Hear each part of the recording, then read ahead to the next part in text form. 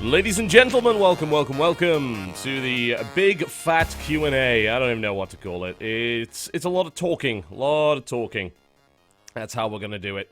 And webcam, because apparently that's how people do Q&A, and I really should have ironed this shirt. This is the only thing by Calvin Klein that I own. The only thing. It's just a shirt, but I like to say I own something by Calvin Klein. It makes me feel fancy. I never really owned brand names when I was a kid, and I think rightfully so. Frankly, I don't think it was necessary to have such things. It's all about money as well. It's like, you know, why would you even pay for stuff like that? Seems kind of absurd. Parents had a really good attitude to that. It's like, what, you know, why would we waste money on brand names? Like, yeah, you're right. That's actually pointless. It's a nice shirt, though. I was actually quite surprised to find a Calvin Klein shirt that fit me. That was the shock to me. It's like, what? How does... That's even possible? Apparently so. All right. Well, Q&A. So we do this every few months, whenever we can. It really comes down to when I've got the time and when we've got enough questions for it. The subscribers are the folks who are welcome to submit questions, and they've done that already. Those who couldn't be here have sent me a bunch of questions. So I have a list of those. Once I'm through those, I'll use questions from the chat. You can leave your questions in the chat right now, and that's being collected by the moderators, and they're going to post them to me as we go along. So if you post now, don't worry, your stuff won't get missed. It should all get picked up. And if I don't answer your question for some reason, and I don't tell you why, then feel free to ask it again towards the end of the session, because we may have perhaps missed it. Levels should be fine, I think. Just let me know if they're not. They're looking okay. Now, I think I'll probably just stay on cam for the whole duration. I do have Path of Exile kind of set up that I play like 7 hours of yesterday, which was a little ridiculous, but I do have that just in case. It really comes down to whether Twitch complains about me just being on camera all the time, but I think things should be absolutely fine. And I should also point out that I am watching the Ace of Team Story Cup in the background as well, because my guys are playing, and we're currently up one game against Team Liquid. Hopefully we can make that a second one. We'll see. Alright, so I'm going to begin with the questions that came in from the subscribers over the past week or so, and then I will get on to the questions from the chat. I will try to answer every single question today, and I will not leave until that is done. Simple as that. Alright. Man, that's a grim one. What was the darkest period of your life, and how does it feel to be where you are now? Jesus, God, that's a great start, isn't it? When were you the most miserable? I think I've talked about it quite a lot. And I think it really came down to the separation. For those who don't know, I lived in the US for a little while, about a year. I would say lived, but I went kind of in and out of the country. I was using the visa waiver program, and I'd asked a few people, including the USCIS, which is the, you know, the agency you'd think would know about this kind of thing, is what I'm doing okay? And I was like, yeah, as long as you're not working, which I wasn't, everything's fine. So I did that. I kind of had to, because at that point, Orion was actually so young he wasn't in school yet. He was in daycare. The daycare shut down. It was actually a daycare that my mother-in-law was working at, so we were able to kind of get a discounted rate. At that point, we had, like, no money. We couldn't possibly afford a daycare. So I had to stay in the country, basically look after him while Jen went out to work. And I did the WoW radio stuff as a hobby on the side. So such is the way of things. And I had to keep coming back pretty quickly. I couldn't stay out of the country for that long, because who the hell was going to look after him, you know? That's just the reality of it. She was working all the time. So never mind. Now, after that, I got kicked out of the country, basically. And it was more of a case of I flew in. It was a really bad flight as well. It's actually what I think developed my fear of flying. It was a really, really horrible flight. Everyone was just like at wit's end by the end of it, because the turbulence over the Atlantic was so bad. Negative pressure areas. If you've never been in one of those, it's like you're flying along, just drop straight away. It was horrible. And then I went to the Homeland Security border, pulled me aside for secondary check, pulled me aside for interrogation, and then basically said after like 2 hours of interrogation of bullshit questioning, well, most of which was like completely false, such as stuff like, Why did you enter the country through Mexico on this date? And I'm showing them my passport. It's like, I didn't. Look. Like, you can see on my passport that's not true. But they keep asking questions like that anyway. I assume it's like to try and catch you out or whatever. Incredibly frustrating. Is there any weird distortion on the music for anyone else, by the way? Sounds a little bit off to me. Like little clicks in the sounds. Probably there's clicks in the voices. Is that true? Can any of the subs let me know? Because I rebooted my computer just before this. That shouldn't actually be happening. I've been getting this recently. I'm not really sure what's been causing it. Yeah, let me know. Let me know in the chat if that's the case. And I'll try and get it sorted. I'm not really sure how to. I'd probably just have to restart the stream and disable my interface. Sounds fine. Okay, there's no clicking in that. Music's fine. Music's apparently a bit loud. I'm getting clicking from the mic. Some people... intermittent? Okay.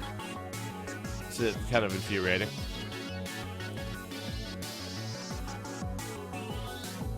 Okay, I'll reduce music a little bit, but apparently for almost everybody it's fine, so... this shouldn't actually be a factor.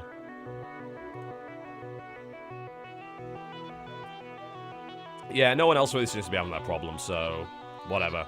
I'll just keep going. Anyway, yeah. A couple of days in their sort of detention center for immigrants, and then straight back on a plane back to the UK. And the real problem at that point was... well, it kind of became a twofold problem for a while. Firstly, it was a case of, well, what am I going to do to make sure the family can survive and actually pay the rent? So I get myself jobs as quickly as I can. The first job I got... what was it? I can't remember when I actually flew back. Yeah, the first job I got, I believe, was a temp data entry job. And then I got a Christmas job working at the Royal Mail on the night shift, which paid pretty well, but it was data entry. What you basically did was you sat there and you read the addresses that their automated machine couldn't read. That was how it worked. And that was a soul-crushing job. It was especially bad because you ended at about 6 a.m. You started at 10 p.m. You ended at 6 a.m., so you're a complete night shift. And then you went outside and it was freezing cold, and you had to wait for the bus for about an hour in the snow, basically. So that wasn't too pleasant, freezing my toes off all the time. Took me about an hour to get home because I had to take like 2 buses and then the metro, and it was a bit of a pain in the ass to get where I needed to go. That wasn't fun, but I had to do that because, hey, you know, you gotta make money, you gotta pay for the rent. So I was making sure that Jen and Ryan were okay over there. I had a little bit of money to my name. I had to move back in with my parents because obviously I couldn't afford 2 places at that point. So that wasn't great. And I did that, and then I worked for a financial advisory. I got a job there, and that was, like, before this, that was my best job because I was getting paid pretty well. Like, I had good skills for the job. I wasn't doing any financial advising, as it were, but I was like, doing part-time marketing assistant with them, and I had experience there, which was pretty good. I was able to, obviously, use my typing skills, and I had good communication skills. So, I was really, really good at that kind of stuff. And, oh, Snoot's getting smacked. Yes, get him. Impact, go stab him. Stab the guy. Just hit him. Hit him in the face. Best Roach Concave NA. Well, Korea. Go on, get him. Get him. Oh, you are so dead. You are so dead. Excellent. That's what I'm talking about. Cool. We can keep paying him. Anyway, sorry. Back to the point. That job was... I mean, it wasn't bad. It wasn't a bad job, but it took quite a long time to travel into that because I lived sort of outside of Newcastle, so I had to walk to the metro station that was pretty far away, and then I had to get the metro in, and it was always at peak time, so it was really, really crowded. You could never get a seat or anything like that. And then I had to walk from Newcastle train station all the way up to where I worked. So that took a bit of time. You know, it's the kind of thing that everyone has to do. But it just became kind of soul-crushing after a while because it was clearly not the thing I wanted to do, and I was barely making enough to keep us alive, you know? I was above minimum wage at that point, but we had a lot. And, like, I'd accrued a lot of debt throughout this period because I was trying to keep things going. So I'd, like, refinanced a loan and, like, used credit cards and things like that. So... it was a real struggle.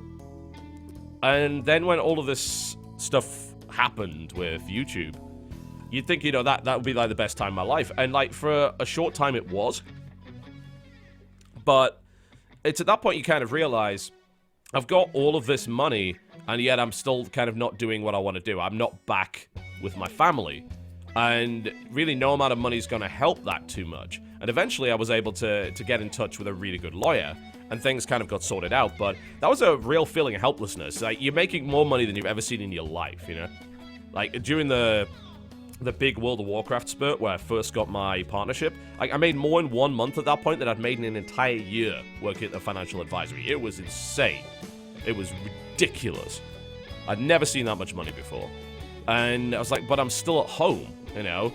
I still, you know, I'm with my parents. I don't want to be living with my parents. I moved out when I was 18, you know? I wanted to be independent, and that's exactly what happened. And I stayed away for years. I completed university. I went and moved in with some friends in Leicester, and then down in Sheffield with Kiki Jiki, and did some work with them, and, you know, just worked regular jobs.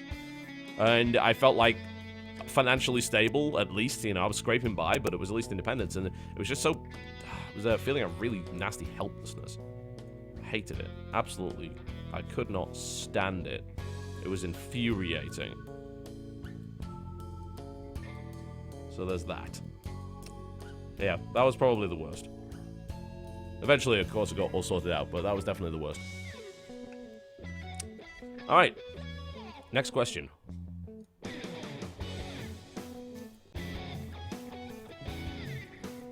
Alright, here's one.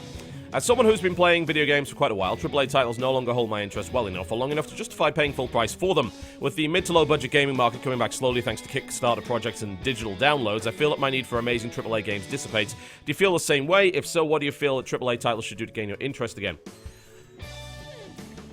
Well, it depends on the AAA title. There's some AAAs that I still like playing a lot. Like open world games, I think are pretty cool.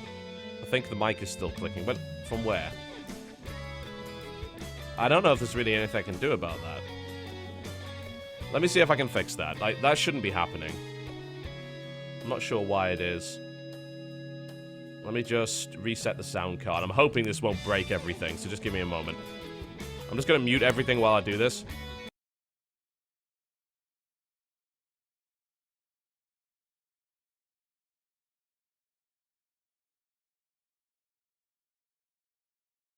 Check, check, check. Alright.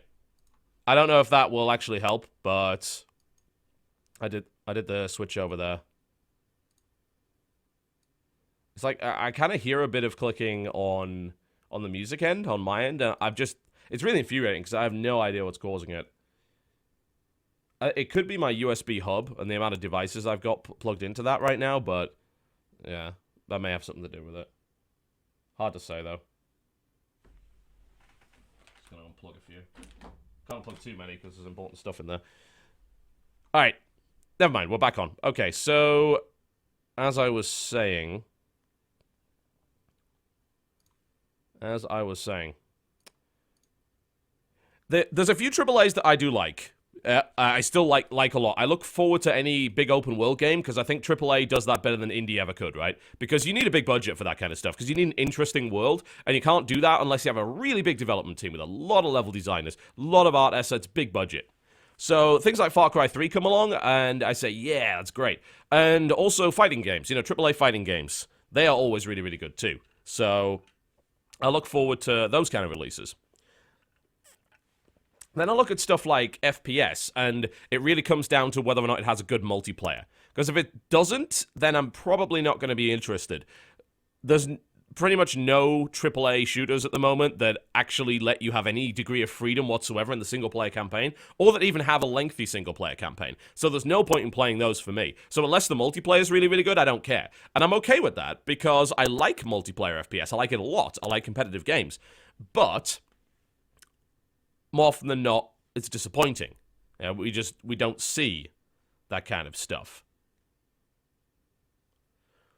So that's a little bit unfortunate. Other stuff, like third-person shooters are almost always bad when it comes to AAA. I don't know what it is. I think it's just lately the craze of trying to copy Uncharted in this cinematic third-person action kind of game. Generally really, really terrible. Mostly because it's massive amounts of hand-holding, huge amounts of cutscenes, bare minimum interactivity, and I really can't stand any of those things. So that's not too good either. I think that it really comes down to what kind of game you're looking for. Because there's some titles that I feel can be done very well on a low budget. Really well. You know, the recent spurt of roguelite games is good. Because you can make a game that's fairly basic in graphics, but it's challenging and actually has some depth, right? So that's why I play games like that. You can make a good Diablo clone. You know, action RPGs work really, really well on a lower budget. But I just want something that can kind of hook me in and keep me going for a while. And lately, AAAs have not really done too well there. If I were to go through I've been writing up my list of top 10 games for 2013 for my videos. Since I'll obviously be doing one at the end of the year, as I always do. And right now I'm looking at it, and I've got maybe like 12 or 13 candidates. And there is 2 AAAs. Yeah, there's 2 AAAs in there. Unless you count Dota 2. Spoiler.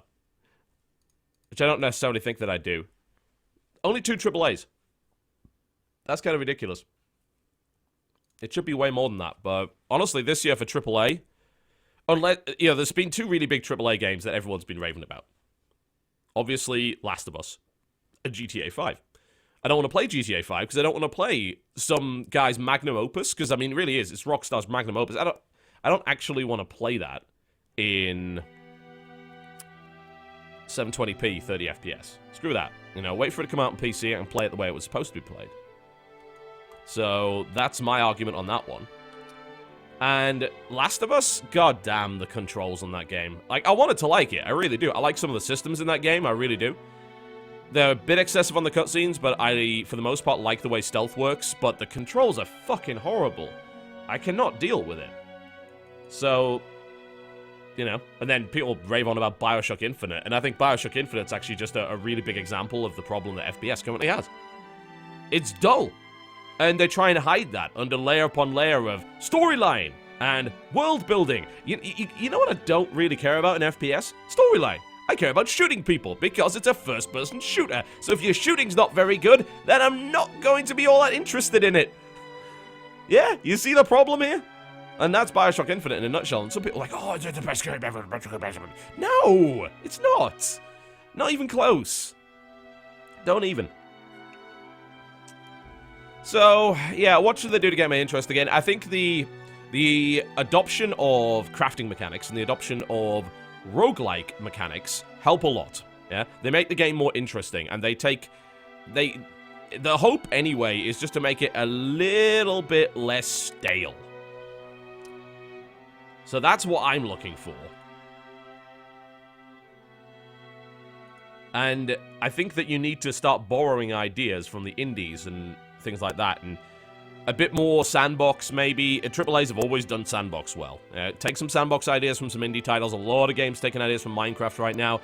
That's not bad. Get away from the goddamn zombies. We're done with zombies. Come on. We've been doing zombies for like 3 years now. That's enough. Enough zombies, please. Survival aspects are definitely helping, but only when they're really done well. The survival aspects in something like Tomb Raider are just weak. It's just like, hey, we've got survival aspects. Like, you barely do. Those are barely even there. So you need a little bit more than that. Just generally adding depth and not holding your hand. You know, if I were going to break that down to the absolute bare essentials, stop holding my hand and stop dragging me through some stupid linear nonsense. That's what I want. I want more freedom, more depth. More trust from the game. If your tutorial's 4 hours long, then either you're a grand strategy or you've done something horribly wrong. So. Okay. Hey TB, I recognize that you're not a big League of Legends player, but I'm sure you're aware of the current issues plaguing players in the EU servers, while NA have very little problems in comparison. Do you think it's acceptable for Riot to neglect certain servers in a free game? No, it's not acceptable for any company to neglect servers in any game. It's really the only way these guys can play properly. And it's especially true when you've actually invested money into your character and into your account. It should be sorted out. I've criticized, Dota as well, just to try and be fair on this, for not enforcing language rules on the NA server, for instance, for Dota 2. Awful lot of Spanish speakers, even Ruskies actually finding their way on there. Which is just silly, and I'm really not sure why. It's like, why are you doing that? There needs to be some enforcement there, because it's a team-based game.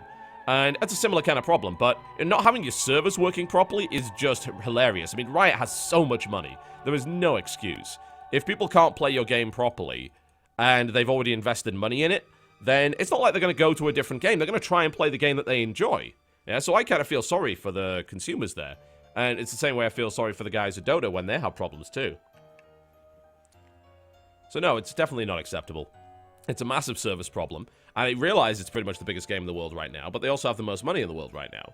So they need to be looking into this. And this has been going on for months. I mean, I see stuff even on the front page of Reddit come up about EU West. And that would have been the server I was playing on if I still played and I was still in the UK. So I definitely would have been very pissed off about that. If stuff is getting to the front page of Reddit on a fairly consistent basis, especially on a subreddit that's actually very Riot-friendly most of the time, then as far as I can see, you should be doing a little bit more about that. I don't know what it is that's causing these problems, and I know maybe money just doesn't solve all issues, but it's not acceptable that your game's not playable. It's just not acceptable. Come on. Get that sorted out. Alright. Next question. My question is, would it be possible for you to do more stuff on Twitch? Yeah, that's nice and simple. I do want to stream more, but it comes down to time. I feel that to do a good stream, you need to dedicate at least 2 hours to it. You've usually got to be able to plan for it in advance. You've got to make sure that you're actually wide awake and on the ball. Because if I did it at the end of my regular workday, I'd probably be exhausted and put on a really bad show. It also comes down to the fact that I can't do streams while we're uploading video footage and things like that, so there's other things to consider. And often at the end of the workday, I really want to be spending time with my family, not streaming. And I already work more than my schedule as it is, and I'm trying to get back on my schedule on a regular basis, and that's not really helping. But yeah, I do want to stream more. I love streaming Hearthstone. I think it's really enjoyable doing arena streams. I'd like to maybe stream some Path of Exile, because I've been enjoying that a lot lately. So that might work. I do want to do it. It's just time. And it's especially true, actually, during December that I really focus on YouTube videos, because that's when the best CPM is happening for YouTube videos. During January, the CPM tends to tank pretty badly on YouTube, so January might be a time when I actually do more streams, because it really is down to running the business, you know? It's about putting a stream out for maybe 20,000 people, or putting out a video for 200,000 people. It's obviously going to be the needs of the many on that one. But I do like streaming. I'd like to do more of it, so I will try. Yeah, I get that question a lot. It's rightfully so, though, because I definitely don't stream enough. Okay. Hey TB, after working for 8 years in another field, I am not liking how my life is going. I want to switch to making a game. Perhaps not the smartest of career moves, but it's a passion project. As someone who often deals with indie devs, do you have any feel for how easy it is to get into the indie game market? While I know not every indie game will be met with massive success, to me success would mean getting enough income to get by and keep going at it. That's not really the easiest thing to do, as much as I would like to say otherwise. It's... Right now, indie games are just so saturated. There's so many of them. Even getting on Steam right now isn't a guarantee, because Steam is putting out so many games a day. Let's fire up Steam and find out how many games came out over the last few days, shall we? Okay, so... Don't know... Oh, I hate Steam sometimes. These big icons, like, push the description away, so I can't even read when these games came out. It's such a terrible design. It's like, why would this be the case? There's actually a lot of wasted space on Steam, on the actual Steam client. I don't know if you... I mean, surely you've seen it, but... I'm just going to add the screen region here. I just want to show you how much wasted space there is.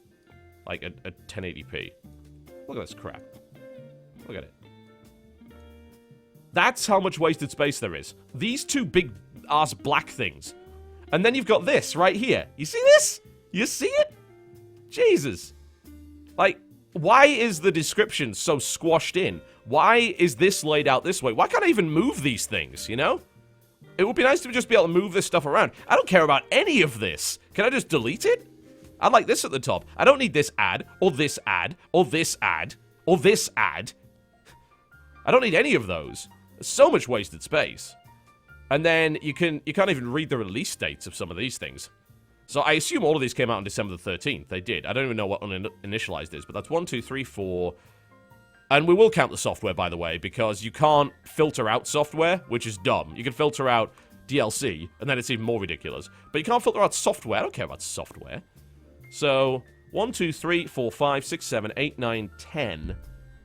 That's... Yeah, 9 games. 9 titles came out on December the 13th. Yeah. Then if you look at December the 12th, you go all the way down to here. This is like all December the 12th, give or take. So there's about 5 games here. And then on the 11th, there's, another 3. There's a lot of games coming out on Steam. And that's assuming you can get through green light. So at that point, you've got to ask yourself, well, even if I get on Steam, am I going to have enough exposure? Because there's so many other games coming out right now on Steam that make this ludicrously difficult to keep up with.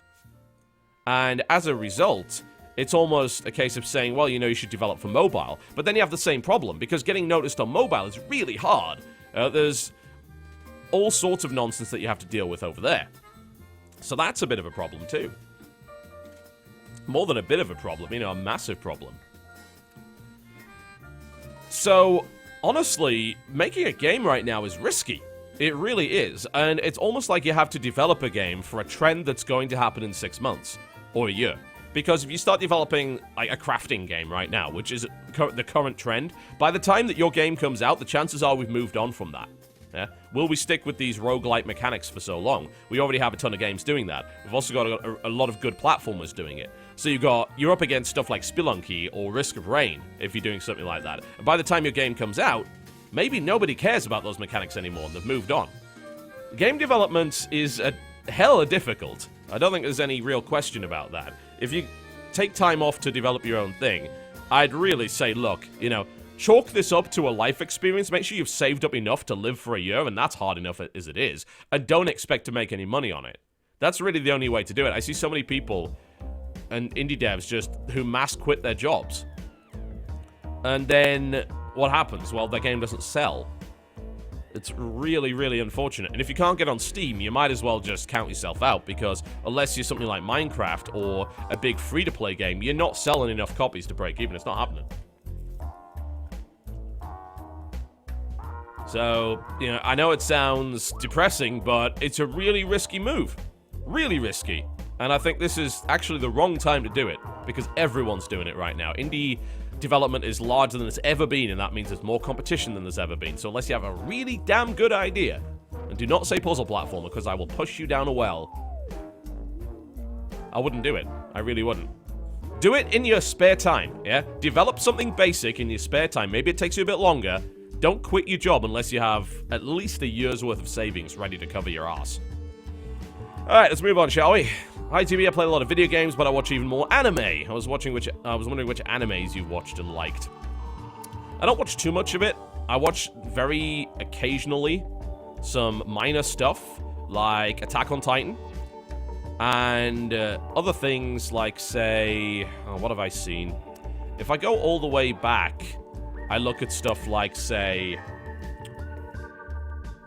Trigun and Berserk, and obviously Akira, because everyone's seen Akira, and Kenshin, and the really old Gaiva, and Hellsing as well. And that's kind of about it. I don't really watch too much of it. I watched all of Full Metal Alchemist and all of Full Metal Alchemist Brotherhood fairly recently, and I enjoyed that a lot. And then I watched Attack on Titan, and I enjoyed that too. Admittedly, it's the slowest goddamn series ever. Jesus. It's taking from the school of... What is it? What's the name of that? Oh yeah, Dragon Ball Z. It's taken from the school of Dragon Ball Z when it comes to slow plot progression. It's like, there's so much exposition here. Just stop it.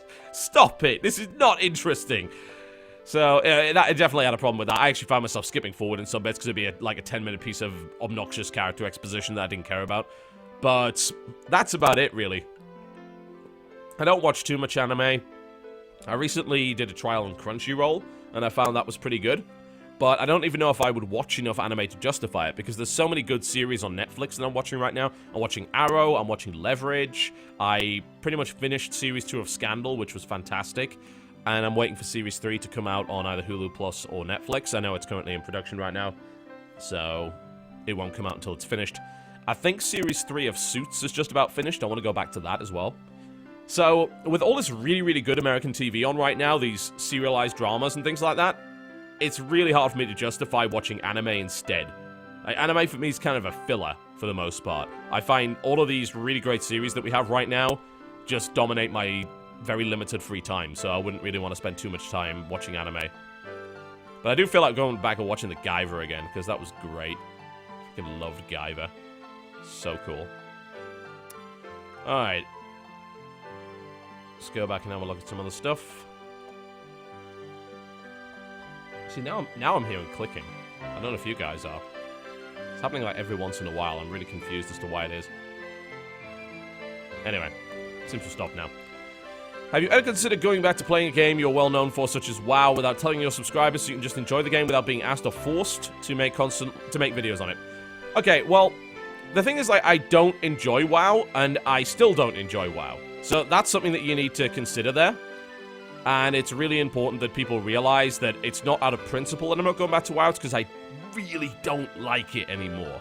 Like, those hotkey-based MMOs are so dull to me. If I was going to go back to an MMO, I'd go back to one that had a decent combat system, like DDO, Guild Wars 2, Neverwinter. Yeah, I'd do that. What is with this clicking? I wonder if it's just Winamp being bad. I don't know. Hard to explain. Anyway, I'd go back to a game like that. And yeah, I probably wouldn't tell the subscribers, but it's really difficult to actually make a game and,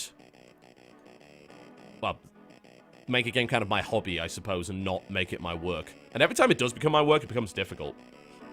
It's why I'm actually really tempted not to make any videos on Path of Exile at all. Because yesterday, I played 7 hours straight of Path of Exile.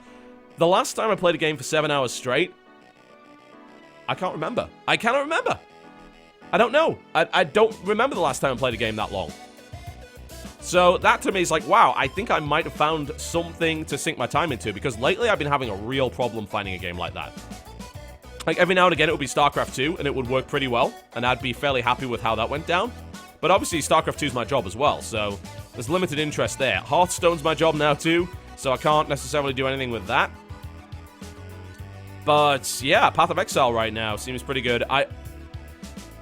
I'm interested in going back again to Star Trek Online, because, hey, it's Star Trek, and it's not a bad game. It's got its problems, but it's not a bad game.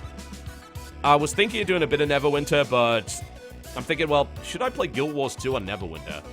Like, is there a reason to play Neverwinter over Guild Wars 2? Hard to say. But should I just go back to DDO, because that actually had some of the coolest stuff. Dungeon design in that game blows everything else out of the water. It's so great. I tried DC Universe again, and I found that I wasn't really digging it anymore. So that wasn't a thing for me. Don't get me wrong. I liked the game back then, but I think maybe it just feels a little clunky now. Back then, those mechanics were really interesting, but now there's games which do those mechanics better. So that's a bit of a concern to me. So yeah, there's that. But yeah, it'll probably end up being something like DDO, because while, again, that game's kind of a bit dated, the thing to consider about DDO is that, really, there's not any game that's like that. It's got this weird pseudo-action-based combat system, which is actually just dice rolling. And it's got a big focus on story-driven, handcrafted dungeons, and just doing dungeons all the time. There's barely any outdoor stuff. It's almost all dungeons, and it's pretty fun. So if I were to go back to anything, it would probably be that. Alright. Let's continue, shall we? Okay, so that was one page of the 4 pages of questions I've currently got here, and then I'll start taking the ones in the chat. What would you say is the video that you're most proud of making? Tragedy in video game violence, I think, was probably the most eloquent when it came to getting my point across. And it was something that didn't necessarily work too well in other videos when I've tried to talk about video game violence, because I think I got a little bit angry whenever I talk about that stuff, because I'm just absolutely sick of my hobby kind of being blamed for stuff that it clearly isn't. And obviously by association, me as a gamer being some crazy rifle-wielding nutjob. So I think tragedy and video game violence was pretty good, and I think I got my points across. The only concern I think I have with that is I maybe got a little bit too conspiratorial towards the end, when I was pointing towards cable television networks and things like that as people that were to blame for it. I mean, maybe there was something to that, but I don't necessarily think that that was true. So maybe that was just a little bit of speculation. So maybe I could have done without that.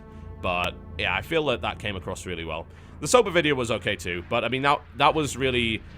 The thing to consider with the Sopa video was really that that was part of a much larger sort of campaign, I suppose. Whereby... Oh, I'm sorry. Impact is just smacking Tasia right now, and it's great to watch. Anyway. It was part of a bigger, larger campaign that a lot of people were involved in and responsible for, so I think my video helped a lot, but it certainly wasn't like the leading video or anything like that. And it was fairly well explained, but there were definitely, I think, videos that were better explained than that. That just did a better job in general than I did. So that's something to consider there. Alright, let's move on, shall we? Next one. I'm not reading out names here because obviously, like, you know, if you want to ask like a personal question or anything like that, you don't necessarily want your name attached to it, but you know what your stuff is. What is this? 3 questions. Okay, I'm just going to do one of these. I'm going to pick the one that's probably the best. Ah, yeah, I think this one's the best. Since I'm not one of the I knew TB before we got big fanboy kind of guys, I don't know your exact history. Did you ever think about just stopping your YouTube career when views didn't come in? Or did you start with a decent amount of followers and never thought about dropping the whole YouTube thing? The thing is that when I was doing the whole YouTube thing as it was known, the thing about YouTube at that point was that I was very much doing it as a promotional tool for WoW Radio, and it was never as a career path. So once it became a career path, there's no way I would have ever considered stopping it, because that would make me stupid. Like, why? Why would I stop that? I would never would. That would actually be insane. So that's the story of it. Like, I didn't really have that many views, but it didn't matter at that point because I was just making occasional videos for WoW Radio promotion. Like stuff like That Retarded Horse was a promo for WoW Radio, if I recall correctly. It was either promo for WoW Radio or for CynicalBrit.com when it was just my website. Or alternatively, I was looking towards stuff like... What else? Yeah, Chronicles of the Gold Farmer. And, like, just those little Wrath of the Lich King runs that we did. It was all promo for the website. So if it didn't get views, it didn't matter. Plus, we had an audience anyway. We could direct the WoW Radio audience to those videos. And then, of course, when everything blew up, it's like, no, I absolutely wouldn't.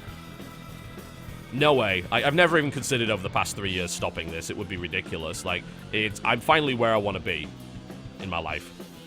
I'm doing what I want to do, when I want to do it, and I'm making the media that I've always wanted to make.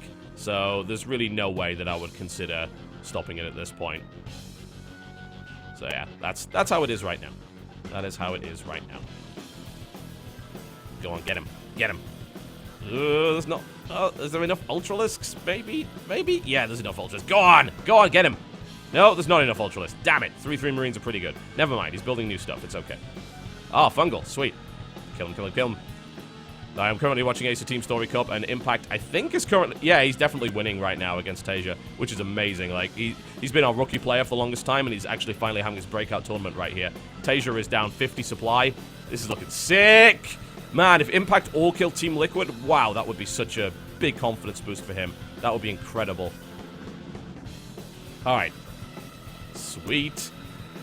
Yeah, so that's that. Alright, let's do another one. Janelaeus. I recently found your YouTube video, Addicted to Epics, where you spoke about video games and how you define addiction to them. I watched the whole presentation.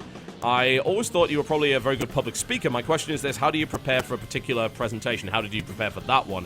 Have you done much of those before that? And which things have you helped to do to help train your verbal skills? Well, I mean, obviously I just prepared for that in general because I talked quite a lot about that on WoW Radio and things like that, so I was pretty experienced with dealing with that kind of stuff. But no, I didn't really prepare too much outside of that. I obviously just did my research, and I was looking to support a particular point, because at that point I just genuinely did not believe that there was any link whatsoever. And I kind of still don't.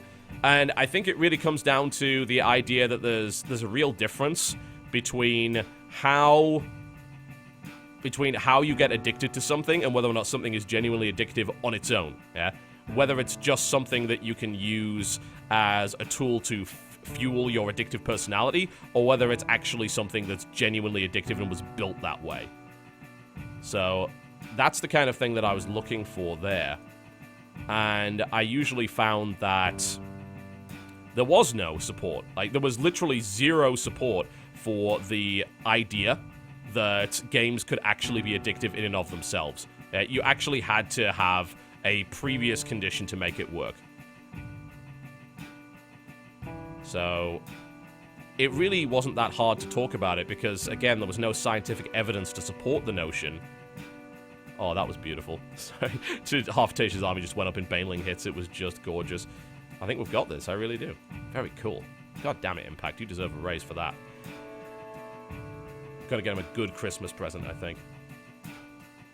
Okay.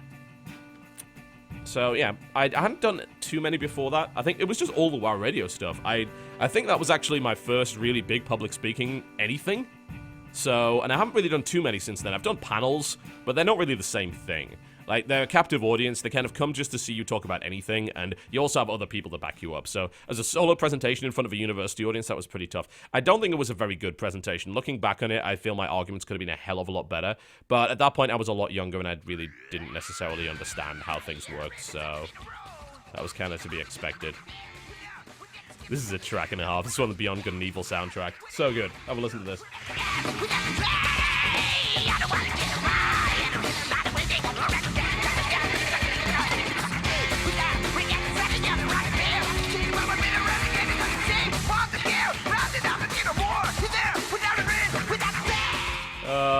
That was a great soundtrack. I'm just waiting for Beyond Good and Evil 2 to not have one of those. Oh, man.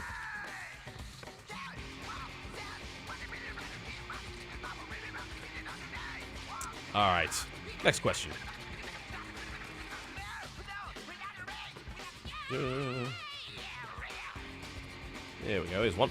Have you ever been to Australia? No. If not, would you ever consider coming? I have a massive fear of flying, and Australia is about as far away as it gets. So, no, probably not. Like, I love the idea of Australia, but I want Australia to be much closer.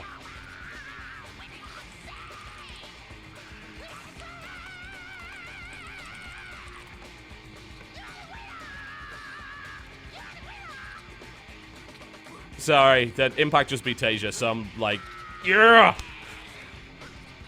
That was so good. So good.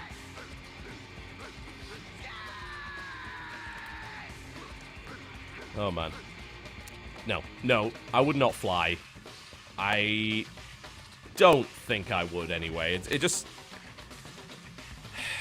I can't even, like, even thinking about it makes me go cold and clammy. That's... Even doing, like, the 5-hour flights over to LA for stuff with Polaris is really hard for me. I absolutely dread it. Like, I psych myself out for weeks beforehand. I get really, really stressed, and I can't focus on my work. So, I've got to do something about that. If there's a way for me to solve my flight anxiety, I don't know, maybe hypnotherapy, something, then maybe I'll consider it. But, like, right now, I don't want to fly out of the country. I don't. Even flying within the country is really bad. So... yeah. That's the reality right now. Alright. Let's continue, shall we? Okay, that's not actually a question, so never mind. Let's try this one. Do you think the not free-to-play real-time strategy genre will ever return if the PC grows more as a platform? Yeah, I don't see why not. The problem with real-time strategy is that to be truly competitive, you also have to have some mechanics that are really unfriendly to new players. So, like, Starcraft 2 is a really punishing game. It takes an awful lot of dexterity. Huge amounts of dexterity to actually pull that off. So, I think that that's something that really puts a lot of people off. And when you try and simplify it, you kind of hurt the competitive side of it. So, you've really got to think, well, am I making an RTS that's just kind of purely casual? Like, say, Company of Heroes. Company of Heroes 2, I'd say right now, is probably pretty casual. There was a bit of a competitive scene for the original Company of Heroes, but Relic's never really had a huge one. Because they put a lot of mechanics in the game that are more for show than actual competitive nature of it. It becomes a bit random. The thing about StarCraft 2 is there's really very little randomness in it. You constantly do the same amount of damage over and over again with the same units, so you know exactly the maths on everything. And then there's games where you just miss. Like, you can't miss unless it's with a spell in StarCraft 2. But you can miss in games like Supreme Commander. You can miss in games like Company of Heroes. And that's not a thing in competitive RTS. But I'm okay with that. Not every RTS has to be competitive. We could, you know, StarCraft 2 does a good job of fulfilling that niche. I would love to see more stuff like Dawn of War. I love Dawn of War. I love the original Company of Heroes. Company of Heroes 2 was pants, but the original Company of Heroes was just great. And I love Supreme Commander. I don't want to necessarily see more competitive RTS. I want to see more interesting RTS that has a good skirmish mode and a good campaign and really robust multiplayer. This is why I was really excited for Command & Conquer. And then, yeah. So maybe we'll get that back, but I don't see why it couldn't return, but they've really got to have another look at how they execute their mechanics. It's going to be fun to get into, and you've got to be able to play it as a casual player and still have fun with it, but it's still got to have a bit of a competitive side to it, because you want people to play multiplayer. And if it's not competitive in multiplayer, it's too random, people won't play it because it's bullshit. So, yeah, I think those are the things you've got to really resolve. I think Supreme Commander did a really good job of it. You could still have fun with Subcom. You could just go like 15-minute no rush and build some quick experimental unit and have fun with that. You know, it didn't have to be serious. It's difficult to do that in StarCraft 2 without either playing team games or without playing something on the arcade. Alright. Let us continue. Should a new YouTuber that is considering starting a new Let's Play game review channel be wary of the new content ID matching system? You absolutely should. No, especially with Let's Play. If you're doing Let's Play on console games, you are probably going to get ID matched to high heaven. Thankfully, a lot of these publishers are pushing back on that right now and getting stuff sorted out. Yeah. So, we'll see how that works out for them. Hopefully it does pretty well, but right now, I've got to say, if you're looking to get into this stuff and you're looking to get into it monetized, then it's kind of the same as getting into the indie game market right now. It's very unlikely you will actually succeed. There are huge amounts of channels doing exactly what you do. They've got a lot more experience. They've got better gear. So unless you have a really great personality and you can think of a unique way of presenting your stuff that isn't overly gimmicky, then it's going to be really hard for you to do that. It's especially hard if you're going to get into reviews. Like Let's Play, you can get by almost entirely on the strength of your personality. You don't actually have to be a good gamer. You don't have to have good equipment. If you're genuinely funny or you've got a really nice accent or something like that, or maybe you're just really good at a particular game, because you can get by on skill too. But the problem is there's a higher ceiling if you need to be... If you need to be really, really good, then you've got to be really good. Yeah? You've got to be sort of the level of... Let's take Crip, for example. Criparian, you know? One of the most successful YouTubers and streamers on the basis of being really, really good at games, because he focuses on one game and he just plays it to all hell, and he's really good at pretty much everything he plays. Yeah, but any kind of lower skill level than that, and it's really hard to be popular. Really is. I mean, if you take, for example, Northern Lion, you know, he's really, really good at what he does, and he's actually one of the top players when it comes to Spelunky and stuff like... I'm just trying to get his channel up, just so I can bring you stats here. One of the top players when it comes to Spelunky and stuff like, say, Binding of Isaac. That's kind of his main series, and he's still making that. He does stuff like Starbound and things like that, but he's really, really good at video games in general, I tend to find. Like, he's really good at Binding of Isaac, incredibly good at it. He's really incredibly good at Spelunky, to the point where he's getting, like, #1 in the world on some of those daily challenges, yeah? And views-wise, even then, he's not doing that well. His Binding of Isaac stuff is still pretty good, views-wise. I mean, considering he's got, like, over 600 episodes of it, he's made a decent amount of money out of that game. But if you look at his Spelunky stuff, it's like 25,000 views, things like that. Can you live on that number of views? Yes. If you're producing like 3 videos a day, if you're getting that many, yes, you can. How many is he getting in a month? I actually have no idea, but I could pull that up. He's probably on 1 mil, 2 mil. Have a look on Social Blade, actually. That's a good way to tell. Their stats are usually pretty good. So let's have a look at Social Blade. I want to know how many views Northern Lion is getting a month. And then I will tell you whether or not you can kind of sustain on those bases. And that's kind of really what you need to check for the most part. Okay. How many views a month are you getting, Northern Lion? Total views per month. Oh, he's actually getting way more than that. He produces a lot of content, so he's doing pretty well here. He's getting anywhere between about 3 to 5 million views a month, yeah? And that's pretty good for him. But he makes a lot of content. Huge amount. Like, he released 5 videos yesterday. 5. And then the day before, he also released 5. And 5. And 5. So he produces, like, almost 3 times the number of videos that I regularly do. Has my camera just gone blurry? Why the hell? There we go. Sorted. So just bear that in mind. You know? Think about that. His daily views... I should be able to bring those up. Where are those on Social Blade? Apparently they're not. So I guess I could just do the mathematics on that one. Because that's what you need to be aiming for, like, to make a decent living on YouTube, in my opinion. So it's about 4 million. Divided by 30. You know, you've got to be aiming for over 100,000 views a day. Just consider that. You know, if you want to go down the monetized route. I think that doing YouTube channels is pretty good for those at university that have a bit of off time and can kind of do it as a hobby. Dedicating your whole life to that, maybe not so much.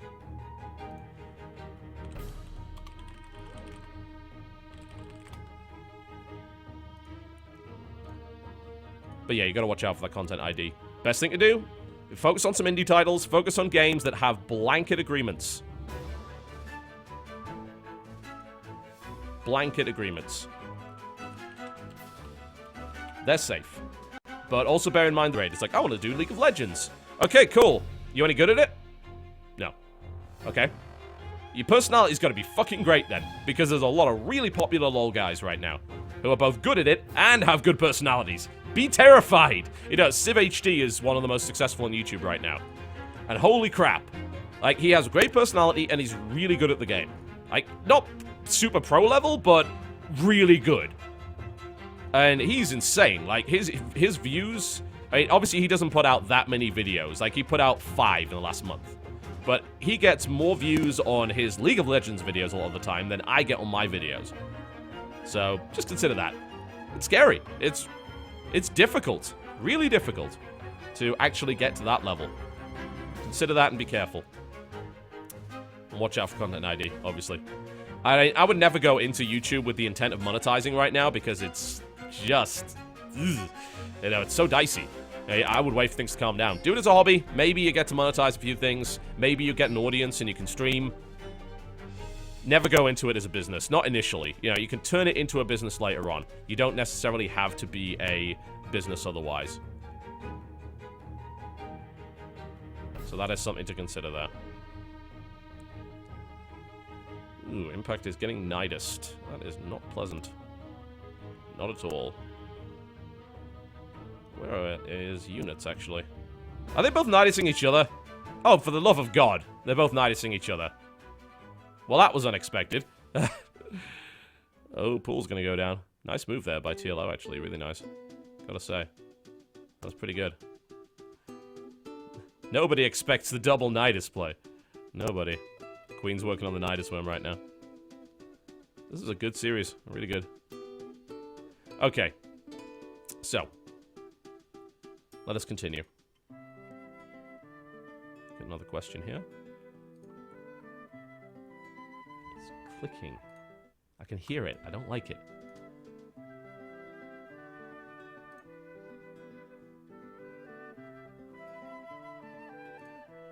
Alright, here we go. In a recent podcast with Matt Lees, you all discussed tabletop games and your enjoyment in them. I've played Battlestar Galactica, so what other games could you recommend from there? What are your top 5 or top 10 tabletop games? Well, if you like Battlestar Galactica, you need to be looking into anything that's kind of got these werewolf mechanics, the betrayal idea. That's something that is really, really cool, and it's something that has been done in a few games recently. The original game to really do that was Shadows over Camelot. Yeah. And the thing is, I don't really think that Shadows over Camelot is actually a better game than Battlestar Galactica. I do feel that Battlestar Galactica is better than that. So, It's hard to really recommend going for Shadows over Camelot as a result of that, but maybe if you get the expansion from it, you can maybe justify playing it. I still think the Battlestar is a better game, both thematically and in terms of mechanics, though. So that's something to consider. Aside from that, I don't know enough about board games to really recommend those that have those kind of mechanics, but if you want different games that are really, really good, then you've got Arkham Horror, which is, it's quite complex, but it's good nonetheless. Yeah, it's a really fun game if you can get the hang of it, and it's something to consider there. You certainly should look into trying to get a hold of that. Or Eldritch Horror, which is like, it's kind of the newer variant of it, I suppose, which is apparently just a little bit easier to deal with. Other games that I really like playing are Warhammer Chaos in the Old World. That I think is great. If you like Warhammer, then obviously it's really awesome to play that, but even if you don't, the idea of playing different gods that all have different agendas and power sets and can all win in different ways, you can win in like 3 different ways. And each of them is sort of leaning towards a particular win, but... Oh, we're just going to take a 4-kill right here. Impact just smacking down TLO right now. Gotta love it. Gotta love it. Going for the all-kill. Impressive. The point of Mark of Chaos is to take over the old world and win in a different in 3 different ways, I believe. And you do it by taking territory with demons and defending that territory and collecting warpstone and corrupting territory and also fighting against the kind of the old world as well as the Chaos Gods. So to me, that's a really interesting game, and we like to play that a lot. We break that out time and again. Really, really fantastic game. If you're looking for card games, Android Netrunner and Dominion right now are probably the 2 hottest. They're looking really, really great right now, and everyone seems to be loving them a lot. Dominion's a very classic kind of deck-building game.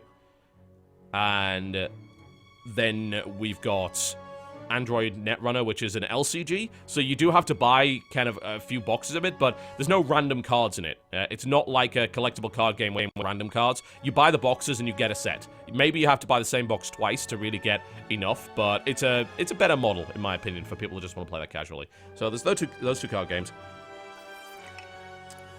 Betrayal at House on the Haunted Hill, actually. Is it Betrayal at House on the Hill? Yeah, I always forget the title of that. I actually bought that quite recently. We played it, and I liked it. Yeah, Betrayal at House on the Hill. That has some kind of Battlestar-ish mechanics, but it's a 2-phase game. So you start by exploring the house, and then shit goes down, and then someone is a traitor. But they didn't know it before that, and you both have a different set of books and scenarios that you have to play with. So I like that one, too. What other games have I played? Tannhauser and the Doom game as well. I absolutely love both of those. Apparently, the Gears of War game is really good, and that's just been reissued here. So, this is quite surprising for a lot of people, I think, to see that the Gears of War game is actually good, but it is. It's supposedly really, really good. And I like the Doom game. I especially like the Doom game because it's co-op against a Dungeon Master, which I think is a really nice mechanic, and the expansion for that's really good too. So we played the Doom game, and we had a lot of fun with that. Those would sort of be my recommendations, kind of off the cuff. The thing is, right now I'm in an experimentation phase where I'm trying a lot of different board games out with the family to see what works and what doesn't. So I actually have a ton of games downstairs that I've never tried before, and I'm really looking forward to doing that, especially when people come over for Christmas, because then we'll have more players for it. So there you go. That's sort of, I suppose, my recommendations, as it were.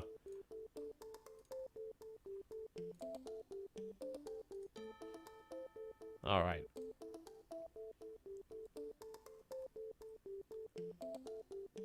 Let's go on to the next one. Given your massive and well-deserved success on YouTube, thank you. Was there ever a moment, maybe a period where... Oh, hang on. Oh, no, it's not the same one. I thought this was the same question, but it's quite similar. Was there ever a moment, maybe a period in which things weren't going so well as you'd hoped, that you considered quitting or even getting part-time or normal job? Or was it a case of never looking back? Do I have a plan B? I have lots. I have a plan B, C, D, and E, right?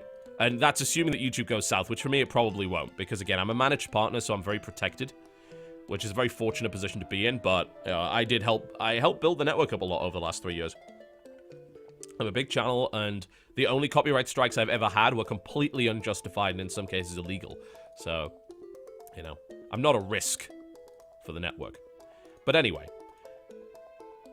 I have lots of different plans, yeah? Many of them. Either I go to, there's different services that I can go to. Like, Maker already owns Blip, right? So we actually have kind of a bolt hole to go to if YouTube goes completely tits up. I still have my Twitch account, and I can stream a lot there. And I also have connections to a couple of other streaming providers that would be able to provide me a place to go. So I've got a lot of different plans. I wouldn't worry too much about it. And I actually diversify my revenue streams as well, which is, like, absolutely what you should do. You should never rely on YouTube solely for income because it's too unreliable.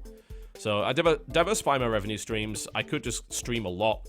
Some of my content would actually work pretty well as streamed. I could even make kind of a weird sort of web TV channel where I'll make videos and I'll kind of schedule them to be aired on something like Twitch. That would work pretty well too.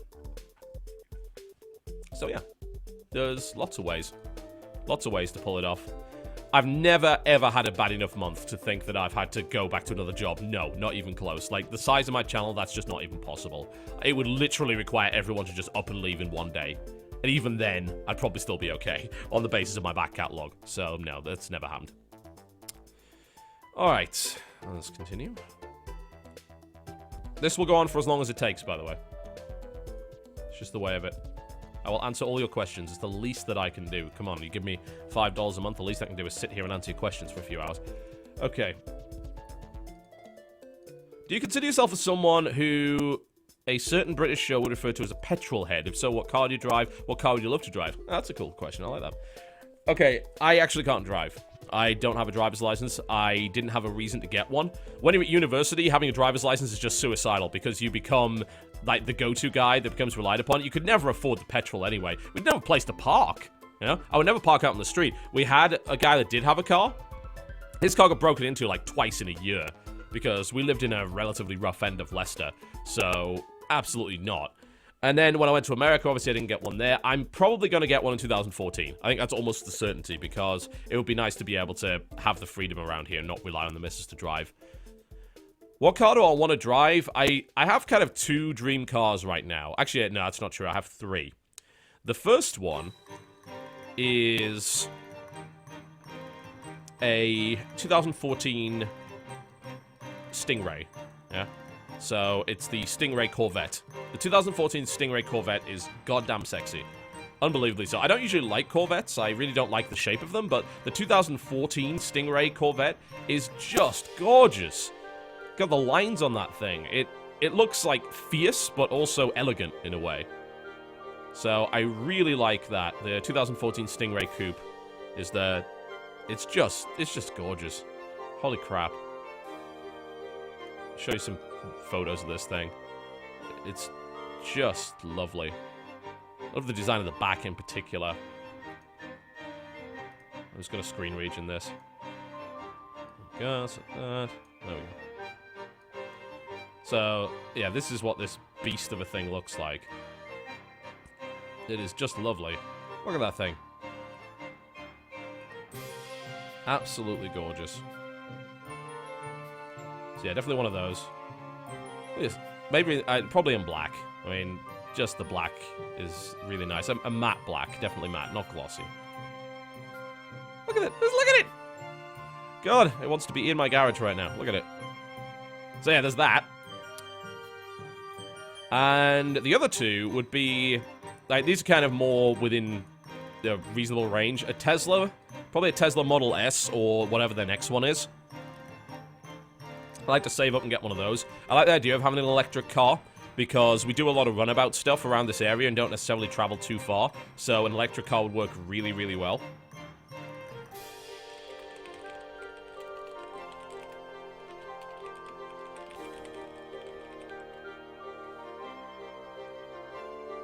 Oh, man. The Sending in Snoot is the final. Oh, wow. Okay. Alright. And the final car is a Lotus Esprit. Like, the old Lotus Esprit. Oh, man. It was mostly because I played a lot of Lotus Turbo Challenge 2. Are they making a new one? Yeah, they are. They're making a new Lotus Esprit. I don't know if I'd go with that, though. I'm looking at the 2013 Lotus Esprit. And, I mean, it looks okay, don't get me wrong, but it's too curvy. Like, no, a Lotus Esprit is supposed to look like... It's supposed to look like this. Let me show you. It's supposed to look like that. Yeah? That's a Lotus Esprit right there. boxy, angular, mean-looking bastard of a car. And way too big. Like, that is a damn sports car. I would love one of those. A little pop-up headlights. It's 90s as all hell. Yeah. Those would be the 3 cars that I would go for. Those are kind of my dream cars. I have no idea whether or not I could ever afford any of them, but yeah. Alright, let us continue. I will not drive a Winnebago. That's not going to happen. Damn you, chat. What did you like or hate most about living in Newcastle? What I liked most was the selection of pubs. Very good for that. There's a lot of, like, really quiet pubs in Newcastle, as well as a lot of really rowdy bars. So you could go to a lot of quiet pubs and just chill with your friends. I used to go out a lot. That was, when I need to get away from the internet, I would just go to the pub, and I'd call up a few of my friends, like, we're going to the pub, guys. Get on the metro, go to the pub, and just, you know, relax. I also like the fact that there was a store like Traveling Man, which was I mean, it still is an incredible store for board games, card games, and comic books and things like that. It's also just a nice town to just wander around in the town center. There's a lot of really nice little stores that have really cool stuff in them and good places to eat, so that was that. What I hate most about it? Chavs. I mean, what else would you hate, really? Absolutely chavs. Chavs on a Friday night. I never went out on a Friday night as a result, because it was a pain in the arse. Absolute pain in the arse. So yeah, there you go. There's my Newcastle. Okay. I was interested to know your relationship between yourself and Charlie Parra del Rego. Okay, so the relationship between me and Charlie Parra comes down to the fact that I actually just, like, stumbled across his videos at one point, and I liked them a lot. And he was pretty small back then.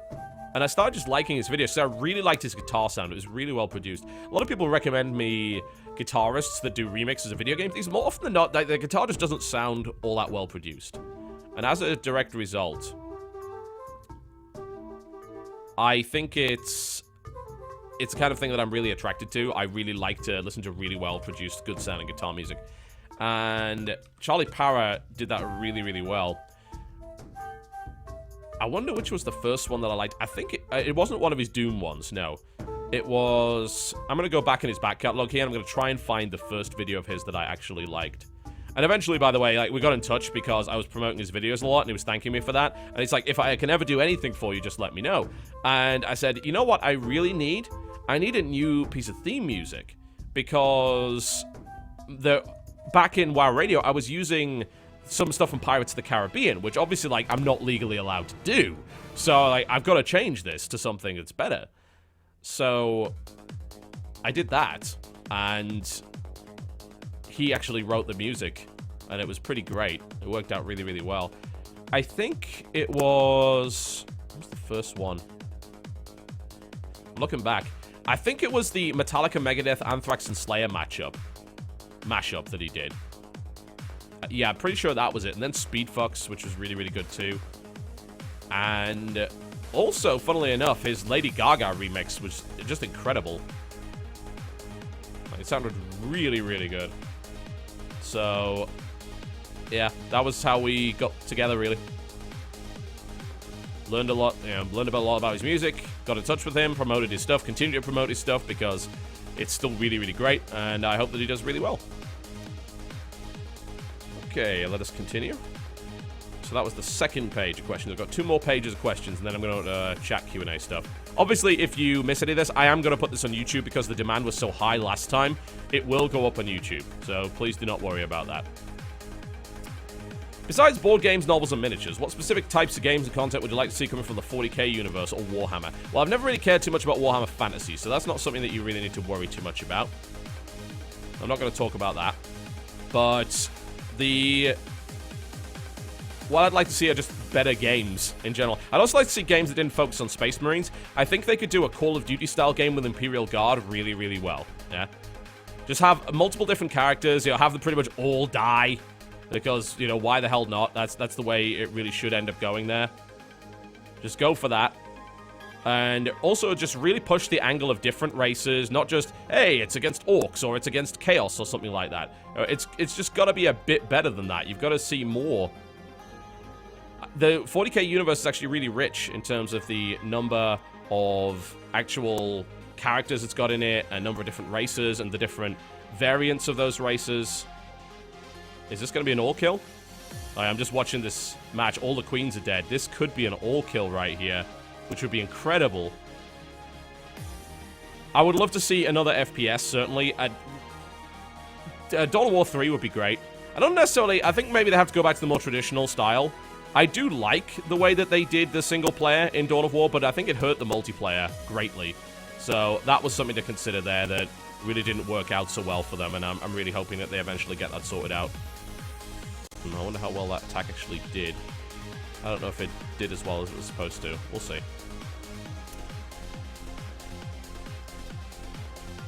What else would be really, really good? Another turn-based strategy would be pretty good in the vein of something like, say, Final Liberation. I think that worked out pretty well. It was a very strong game for what it was. And I'm hoping that that will end up happening. So we'll see how that one goes. Ooh, Snoot just made a big mistake. Catch him, get him, stab him, eat all of those lings. I don't believe he went out on the map with slow lings. That was actually insane. He just really gave his advantage away there. Now he's going for it. Let's see how he goes. What else?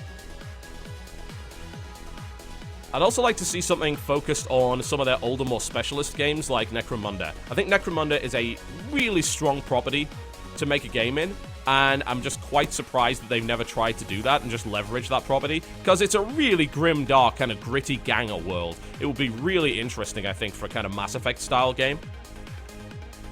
And that would work really, really well. So that's definitely something to consider there too. What else? I'm just watching this match. Is this going to be the end of him? I think we got him. I think we got him. This is looking really, really good right now. Come on, get him. That's all of his drones. Get him. It's going to be an all-kill. Come on. Sorry, if you're not watching this, you've got to. This is like, our newest player is about to all-kill Team Liquid. It's ridiculous. Yes! You absolute fucking genius. Oh my god. I don't believe he pulled that off. What the fuck? He just all killed Team Liquid. 5-0. Oh my god, that's incredible. And he did it mostly through his EVZ, which is his weakest matchup. I can't believe it. Well, that was that decision vindicated. Few people ask why did we hire him? That's why we fucking hired him. He's got so much potential. Holy shit. Holy shit.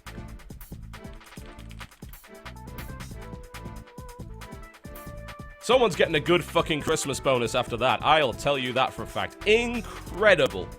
Incredible performance. Brilliant. I don't believe it. Don't get me wrong, I had some faith in the guy, but that was just demolition. Incredible. Alright, anyway, sorry. Back to it. Yeah, that one, Necromunda needs to be done. I like the fact that Blood Bowl 2 is coming out, that's cool, but I need them to not just make straight conversions of games. Like, because we got a straight conversion of Chainsaw Warrior, and it sucked. We just use the themes. Like, the strongest thing about 40k is the universe. Use the universe to create something new. Don't just convert the board game. I don't actually want to see Warhammer on a computer. I want to see something based on Warhammer on a computer. I really do.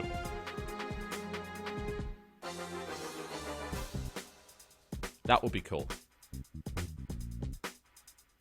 Incidentally, by the way, guys, I'll probably be looking at this interview. Actually, nah, never mind. I'll watch it on the VOD later.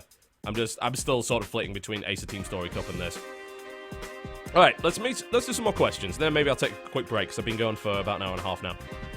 What would be the TB desired build for entry into live streaming on Twitch or vids on YouTube? Ooh, that's a hard one. That's actually really difficult. I don't generally do that. So I don't do an awful lot of advice stuff when it comes to building PCs. You don't have to have a super powerful PC, because really you've got to capture at 1080p 30. Yeah? If you can do that, you're okay. Now, there's numerous products that will help you do it.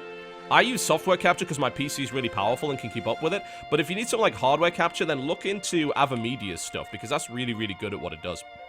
There's several AverMedia cards that really take the load off in terms of capture and actually have their own capture software built into them. I don't know what they export as. Hopefully MP4.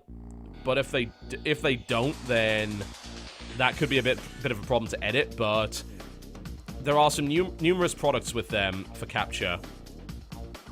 The Game Capture HD2 is on its way.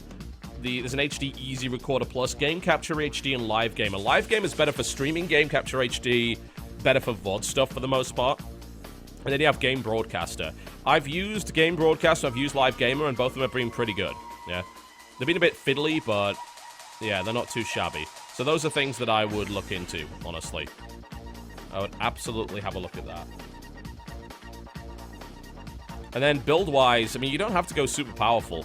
You know, i5 these days is probably good enough, or some of the sort of mid-range stuff from AMD. Go full-on price performance. Go to build a PC. You can definitely build a PC that's powerful enough to play the latest games and actually capture in decent quality for less than $1,000. No problem at all. In fact, the capture card is going to be one of the most expensive components of that.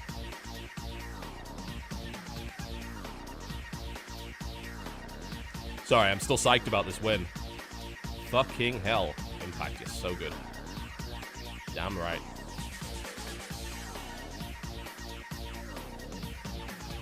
So good. So good. Alright, let's go into the next one, shall we? This is a cool one. This is a bit of a controversial one, so here we go. Would you say me paying $5 a month through Twitch makes up for the fact that I use adblock in your videos? And 2, do you think a large chunk of your YouTube subscribers would agree to pay $5 a month for watching them? I hate the idea of paywalling content, and you might say, well, you paywall your VODs. Yeah, but that's not the same thing. I still do the stuff live, and with 90% of the stuff, I also upload it to YouTube anyway, so it's really more of a convenience thing. Does $5 a month make up for using adblock? Like, absolutely it does. It really, really does. I don't get all of that $5, but I get the lion's share of it. So even with the lion's share, it is vastly more valuable than you watching ads would be. Yeah. The thing about the ad-supported model is it's the best and fairest model for everybody. And I like offering an alternative to those who really want to use adblock. As I've said it before, obviously I don't agree with adblock because obviously I make my money that way. And a lot of people do. And a lot of people are not kind of as fortunate as me because they don't make as much. So people ad blocking can quite literally make or break them. And this applies to websites as well. I still think the ad-supported model is the best if ads don't take the piss. And ads on YouTube, in my opinion, don't take the piss. Yeah, there are some websites that really fucking spam ads everywhere, but on YouTube, it's an ad at the front, and that's really it. That's all you have to deal with. And I think that's very fair. Like, a 30-second ad for 15 minutes of content is way better than any other medium. Any other medium. It's phenomenal, really, when you think about it. But some people use adblock and they have their reasons, and I'm not going to convince them otherwise by shaming them. That's the view that I take. It's like, you can't shame people into not using adblock. You just piss them off. Don't do that. They'll feel righteous because they'll say, oh, you're a dick, so I'm going to adblock you. And that's going to hurt you in some way. Well, you know, newsflash for a channel of my size, if you're adblocking me to be vindictive, well, 1, you're probably not watching this video, and 2, well, I'm really sorry that I'm now missing out on a fraction of a cent from you. Because that's really how much it's worth, you know? That's how CPM goes. That is how CPM is. It's per 1,000. It's measured in per 1,000 because the individual views are worth so little in general. But yeah, $5 a month really does make up for it, and I do not...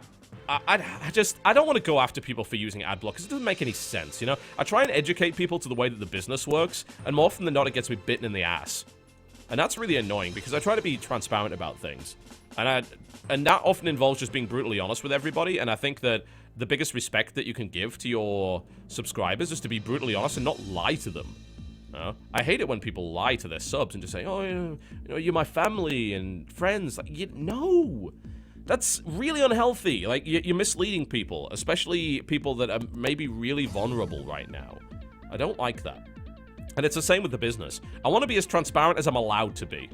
I stop at talking about my income because, 1, well, there's terms in the contract which says you shouldn't, and just recommendations as well. I consider that.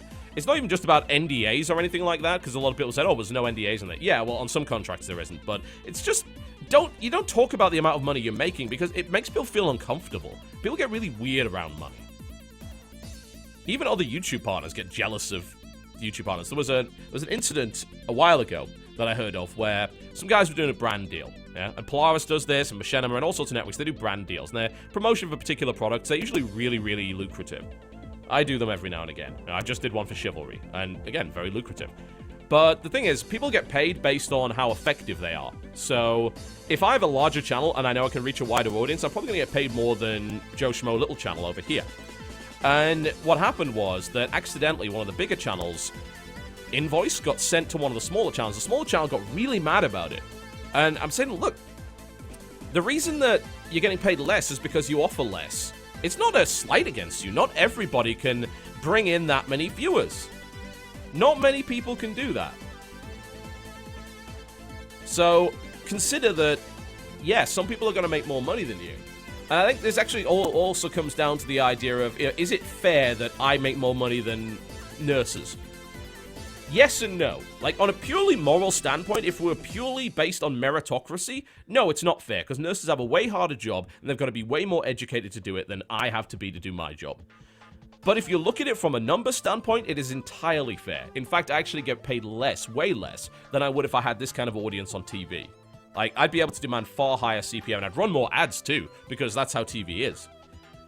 That's how you've really got to look at it. And the problem is a lot of people can't do that. They can't disconnect the business reality from kind of this personal feeling of justice. It's a bit naive, but I totally get where it's coming from. Because no, it's not fair. Like, teachers should earn way more than they do right now. Why do teachers not earn more? 1, they're government employees. 2, there's a lot of them. A lot of teachers. Compare the number of teachers in the world to the number of high-grossing YouTube partners. I would love every teacher to get paid $100,000 a year, at least. That would be great. But where's the money going to come from? How?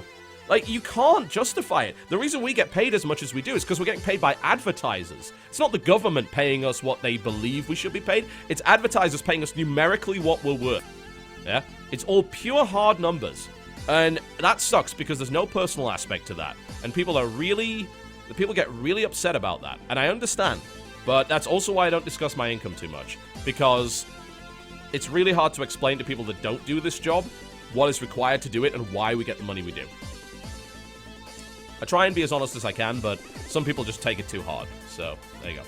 I'm going to take a quick break if you don't mind, folks. I've been going on for about an hour and a half. I need to go blow my nose and maybe have a sandwich. When I come back, I'm going to do more Q&A. I'm not going anywhere until I'm done with all these questions. There's a lot more to go. You're watching the Big Fat Q&A for December.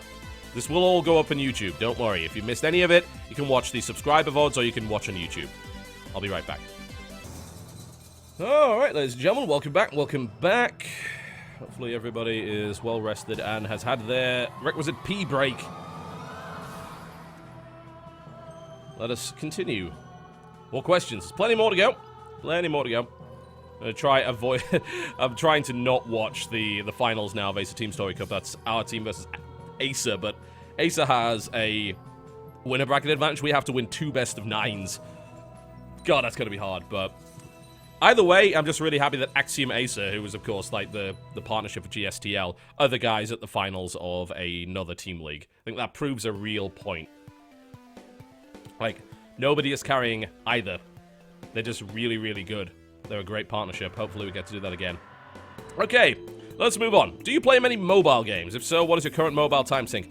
Right now, I don't. I have these periods of playing mobile games when there's something particularly interesting thematically that comes out, but more often than not, I do not play that many mobile games, mostly because if I'm going to play a game on a handheld, I would really prefer to just do it on DS, you know? The 3DS and the Vita are just so much better, horribly better than anything that's on the iPad. But apparently there's some kind of Star Trek thing out this week. Huh, what is this? I'm going to try and have a look. Every now and again I look at Touch Arcade to see if there's anything interesting, but apparently there's some Star Trek thing? I'm trying to find it. Where is it? Star Trek Trexel. Ooh, what is this? See, now, well, as I was talking about thematics, there's a prime example of that. Oh my god, that looks really interesting. What is this? It looks like...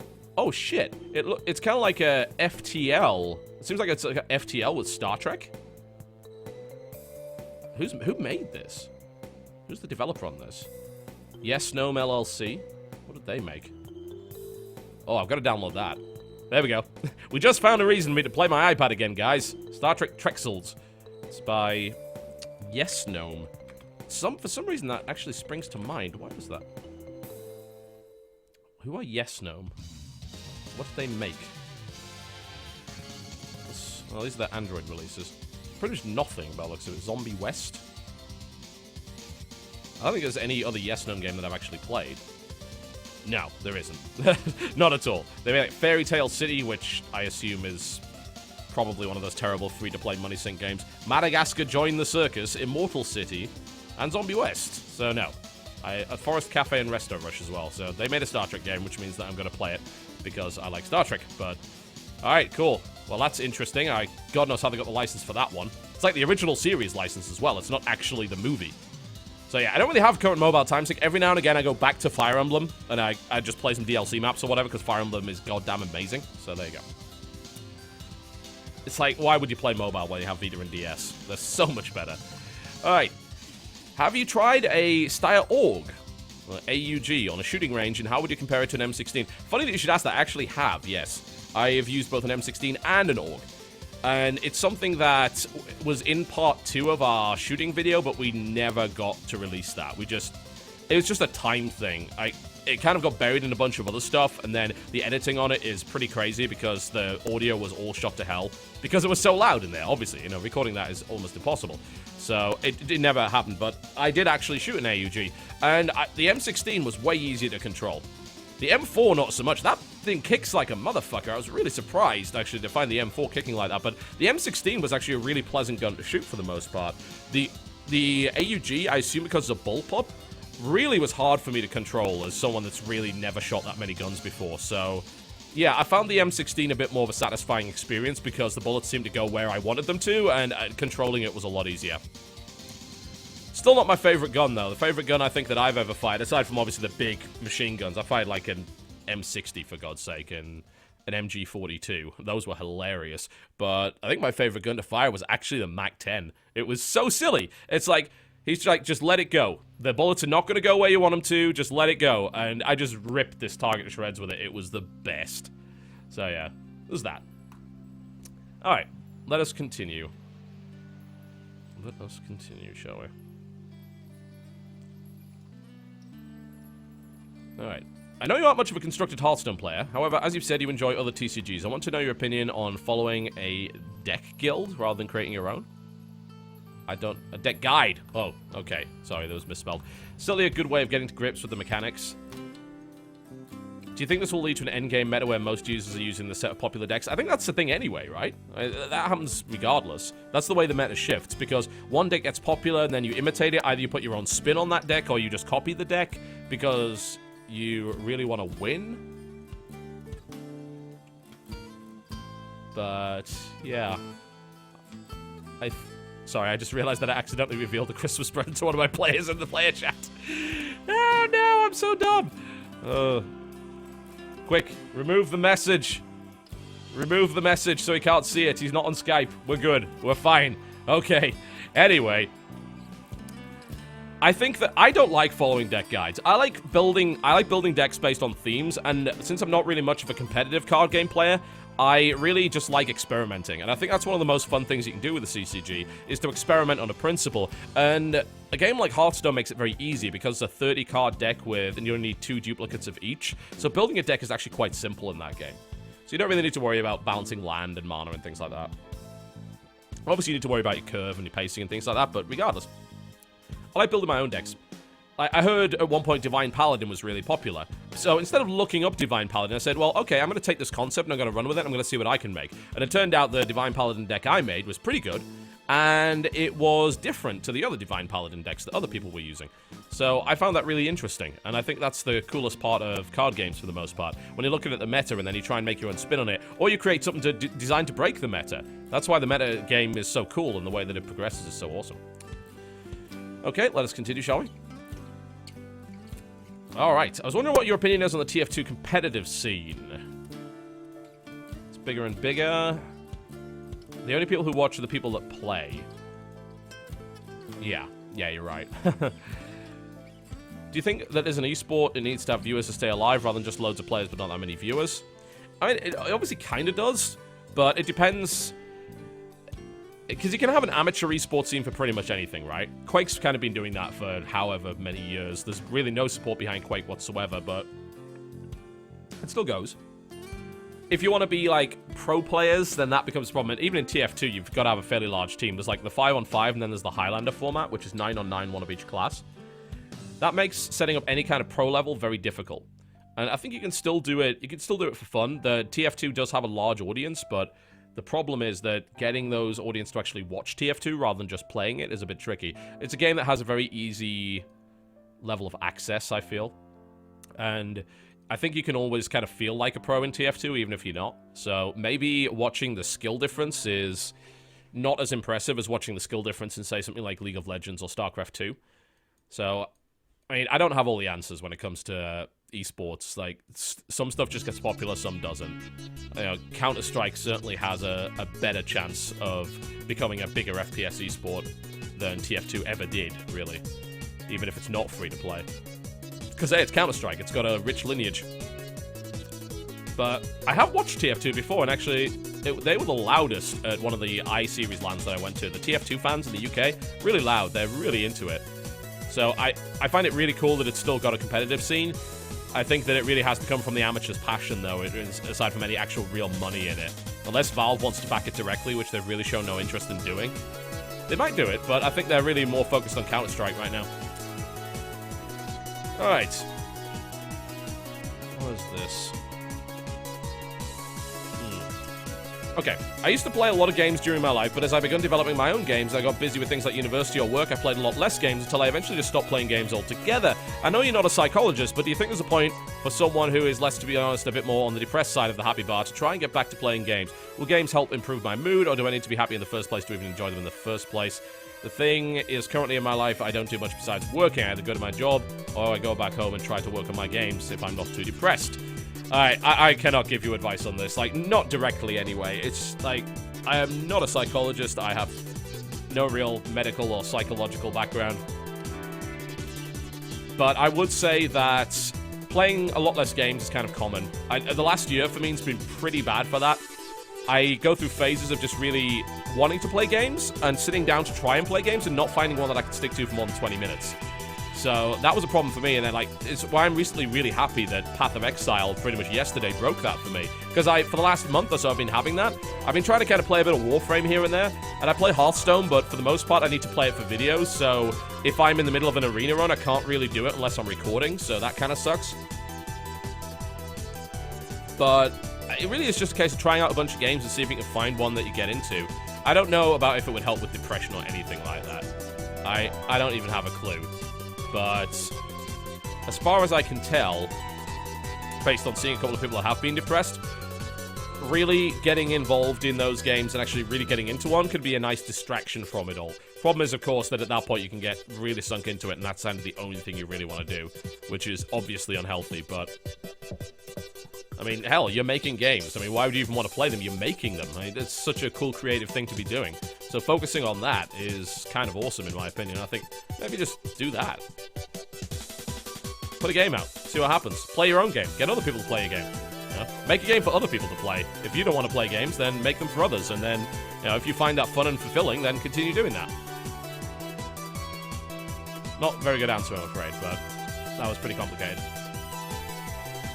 Hey man, I'm uploading videos to YouTube for a while, but the system I use doesn't feel right. I record using Fraps, then compress using Virtual Dub and X264, so it goes from 300 gigs to about 2 to 4. And since uploading in Australia is annoying for those who don't have fiber yet, I'm looking for a different approach. What is the better way to record and edit videos with different software, and is it even worth uploading at 1080p 60 FPS to YouTube? Okay, it's not worth uploading at 60 FPS to YouTube because YouTube only runs at 30. So don't even bother with that. That will save you a lot of time. So you cut that in half, then that's half the size. Really simple as that. So you can go 1080p 30, not 1080p 60. Recording at 60 with Fraps is quite useful because it means that it won't force it down to 30, but it also means you need a really fast hard drive. But evidently you already have one because you're managing it, you know? So that's a thing to consider. You're actually doing it the right way. Like, this is the best free way of doing it. Virtual Dub and X264 is the best way to do that. I use Premiere, and I use DxTory instead of Fraps, and then I just put it into Premiere, I edit it there, which is a lot easier than editing in Virtual Dub, especially if you want to do anything complicated with multiple layers, and then I export in H.264 main concept. So, it's quite similar to X.264. But, yeah, you're compressing down about 2 to 4 gigs. I think your stuff can definitely be smaller than that. I shoot for 12 to 14 megabits per second, 2-pass VBR. And obviously that means that it can vary depending on how complicated the game is as to what the size is. And then export at 30 FPS. Make sure that's a square aspect ratio. 16:9 obviously, but your pixel aspect ratio needs to be square 1.0. And really that is about it. No, you are doing it the right way.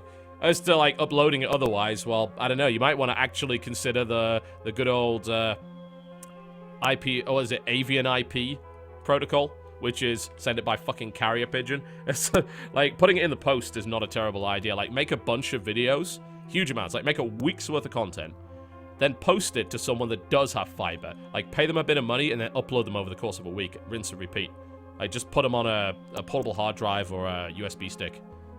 If you have internet problems, that's really the best way of doing it. Just use the postal service. Seriously, I'm not kidding. I am deadly serious about this. Alright. Let us continue. I need to tune into the finals again. See how things are going. I don't necessarily want to do that, because if we lose, I'll get really depressed, but I don't know. Yeah, coming in second is still fine. Going up against Acer is really hard. They've started that right now. Who is it? Who is it? Who are they playing? Oh, Christ. They opened up with innovation. Oh, wow. Okay. They are not fooling around. Okay. Alright, let us continue. It's clicking. So irritating. What the hell is causing that? Alright. What's this one?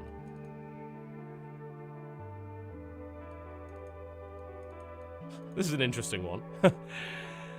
My co-worker used to wear a baseball cap in the summer and a sock hat in winter. You would think he did so to protect himself from the elements, but he would also wear it inside the office. My only conclusion is that he did it to hide his baldness. He also wear a Starcraft 2 hat in the podcast, although for the best of my knowledge, the ultraviolet rays of the sun do not penetrate your walls. Do you wear this hat to hide your baldness? Yep. Easy. It's not like he goes, it seems odd to me at first, because it's not like wearing a hat will make your hair grow, make people know you're not bald. Then again, maybe you don't like looking bald. It really comes down to the fact that I'm on camera, you know?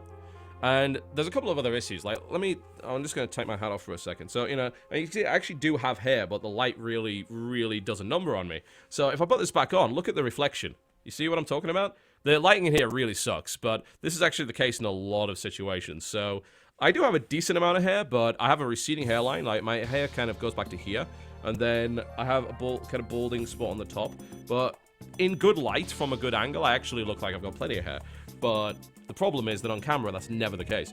So when I go to a professional event, I actually, I get makeup done, obviously, because everyone who casts an event does. So over here, it'll all be, like, matted to stop the lights from shining.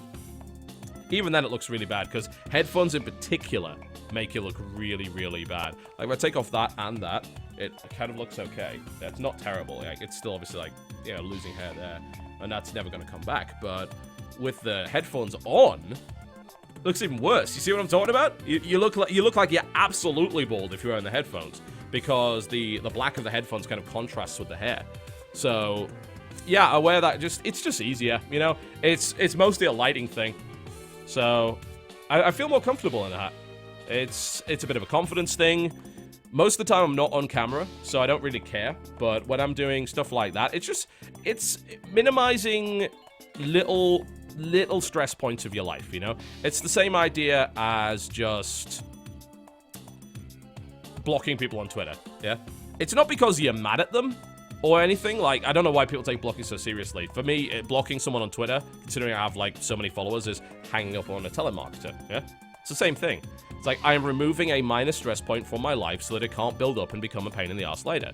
This is the same deal, you know? It's one less kind of attack angle. It's one less thing that I'm going to hear about all the time. And also lets people fixate on what I'm saying, not on how I look. Because I have a good voice. I'm fortunate to have a nice accent and a good voice. But I'm not much to look at. You know? So it's about reducing your weaknesses, kind of minimizing your weaknesses and playing to your strengths. So that's why I wear the hat. Simple as that, really. That, and it's nice advertising for our team, so. And these will be available to buy shortly, by the way, hopefully for the end of the year. Okay, I was wondering, you do Shoutcraft tournaments for Starcraft 2. Do you plan on doing something similar for Hearthstone? It's obviously a lot harder to set up without the Observer mode. Yeah, I'm not going to touch that. Not until there is a really, really good Observer interface. I'll probably do a bit of casting for it. Maybe set up a tournament or two, but StarCraft right now needs help and Hearthstone doesn't, you know? It's about, like, putting my limited resources where they can be used the best.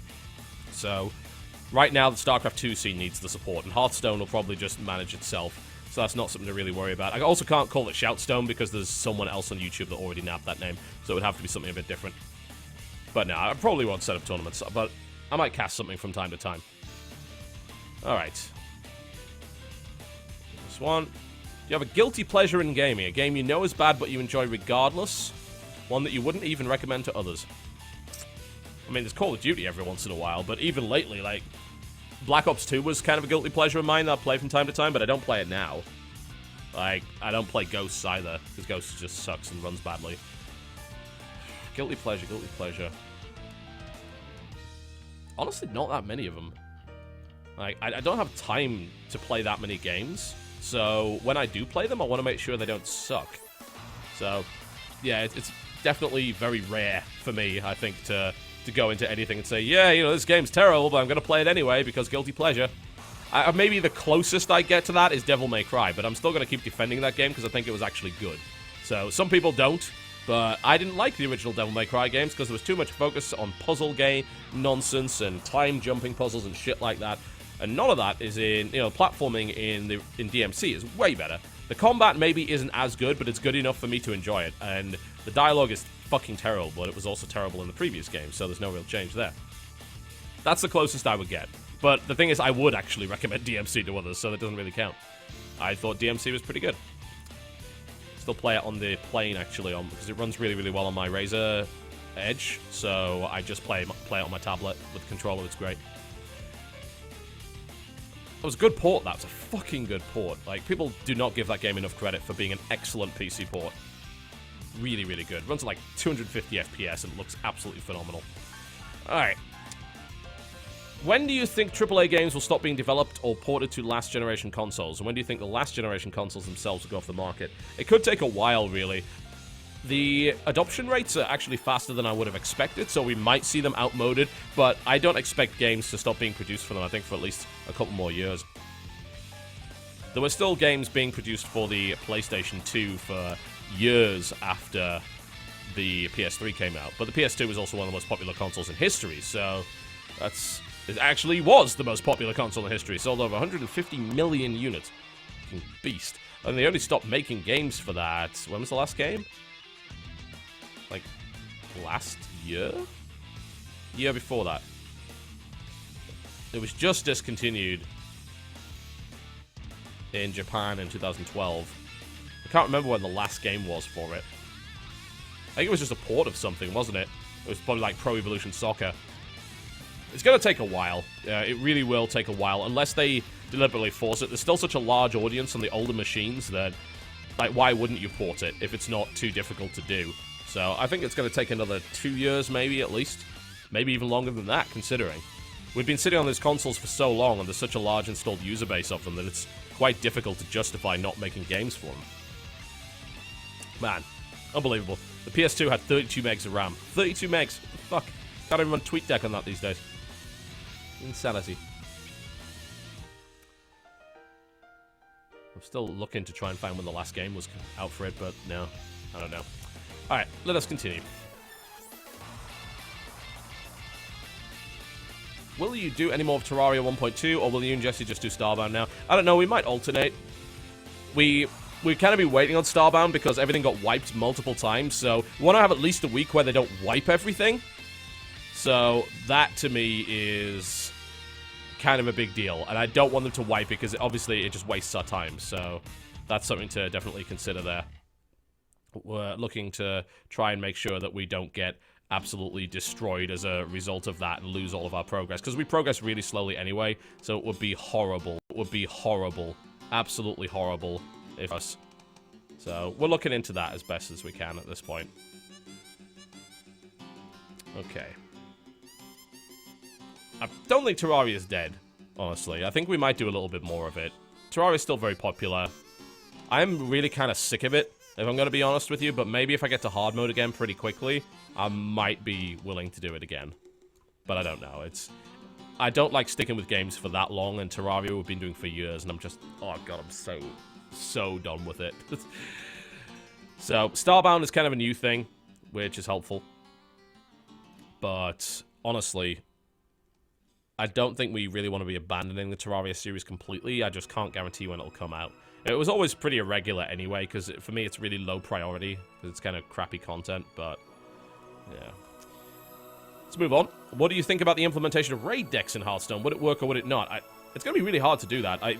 Unless you do one-on-one, which is actually not that much fun, there's really no way to communicate, so doing raid decks in the WoW TCG required multiple players. I think they'd probably have to design, not raid decks, but instance decks, yeah? They design an instance deck, whereby a single person gets to fight the instance, yeah?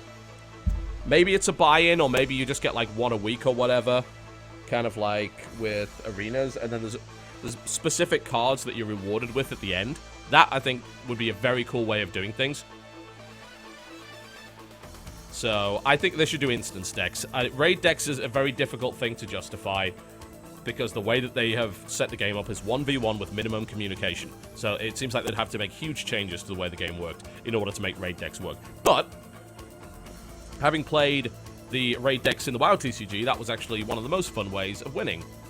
It really was. Like, winning against a raid boss was infinitely better than just playing one-on-one. So, there you go. Okay, let's move on, shall we? We're almost through these, and then we're going to do the questions from the chat. We've been collecting them for the last 3 hours, don't worry. Okay, that's kind of the same. Someone basically asking, is there somebody like me covering mobile games? The closest you'll get to that, I think, is Touch Arcade. They do a pretty good job. I disagree with some of the stuff that they say, but they're pretty good with their coverage, so that's probably about the closest. I don't know of anybody else that does my kind of thing with mobile, though. See what else we've got. I think we're almost there. This is about content ID again, isn't it? No, that's an article that I have read already. Can you talk about Hearthstone for iOS? Yeah, it works well. Like, it's really simple as that. I played it. Your decks are going to carry over, so it's one unified account, so you can play the same decks on your iPad as you can on something else. It plays wonderfully. I played the beta version of it at BlizzCon, and it's awesome. You know, just toss the cards out. Completely fine. There's no reason whatsoever not to play it on that device, and I'll probably play it a lot on tablet in bed. It sounds like a really good thing to do. So there, yeah. The Hearthstone is looking really, really good for iOS right now. Okay. Hi, TB. I just started playing Starcraft. I do fine early game playing progress, but I can't transition to late game very well. I can't attack and build stuff at the same time. Any help for you? Focus on your macro. Focus on your macro. Macro, macro, macro. Probes and pylons. Probes and pylons. Like, at that level, at low level, you can win just by building units. It doesn't even matter what units you build, unless they're highly specialized. Just build units. Keep building units. Focus on that. Focus on building units. The best that I can possibly say, really. Like, don't even worry about attacking and micro. Just build stuff. Build stuff, build stuff, build stuff. Okay. Let us continue. I think we're pretty much done with those questions. Okay, we're going to move on to the questions from the chat. I'm going to start from the order of the oldest question. You can still submit questions, by the way. Okay, what do you think of the Shin Megami Tensei franchise? I don't really care about it outside of Persona. That's really it. I've played a couple of the other games. I played some of the old ones, like Digital Devil Summoner, and I also played the latest one, SMT4, and I did not find it anywhere near as interesting as Persona. Because it's a lot of just kind of more traditional dungeon crawling, more traditional JRPG stuff. And what keeps Persona interesting is the social interaction and the kind of extreme contrast, I think, between the whole idea of a social sim and a big dungeon crawler with a lot of personality to it. So, it's cool that SMT continues to be successful, and SMT4 is very, very good. I know it's very good, objectively speaking, but I don't like it. I can't be arsed with it. So, yeah, that's my opinion on SMT right now. I'm looking forward to Persona 5, obviously, and Persona Q looks pretty good, too. As for the rest of it, yeah, well, I'll probably play Arena, because Arena's pretty good. The latest Arena's probably great, too. But screw the dancing game. Don't even get me started with that. Like, I gotta be honest, like, some of the Persona stuff's already a bit creepy as it is with Rise. And I really don't like the fact that they're going all fan service on that. It's like, fuck. You know she's not that old, right? Come on. It's just unreasonable. So yeah, that's not cool. Okay, what do you think of the fighting game community? Do you think the fighting games can be as big as Starcraft? Aren't they already? Like, their events are just done in a different way. I think about fighting games being as big as Starcraft is that Starcraft's one game and fighting games are like 6 or 7 different games. So, you can still get adequate numbers. You know, the Smash finals at EVO got great numbers. As far as I remember, the Street Fighter 4 finals got really good numbers, so... It seems like it's more irregular, but it's also more homegrown. There's a huge amount of these, like, LAN tournaments available for this. But there aren't really all that many opportunities to play online. Yeah, we've got an online scene, and no one really does tournaments online for fighting games. So, it's a really different scene, and it's hard to compare it as a direct result. It feels very homegrown, which I think is good. And I think they'll survive based on that. Companies don't meddle too much in the fighting game community, so that's good.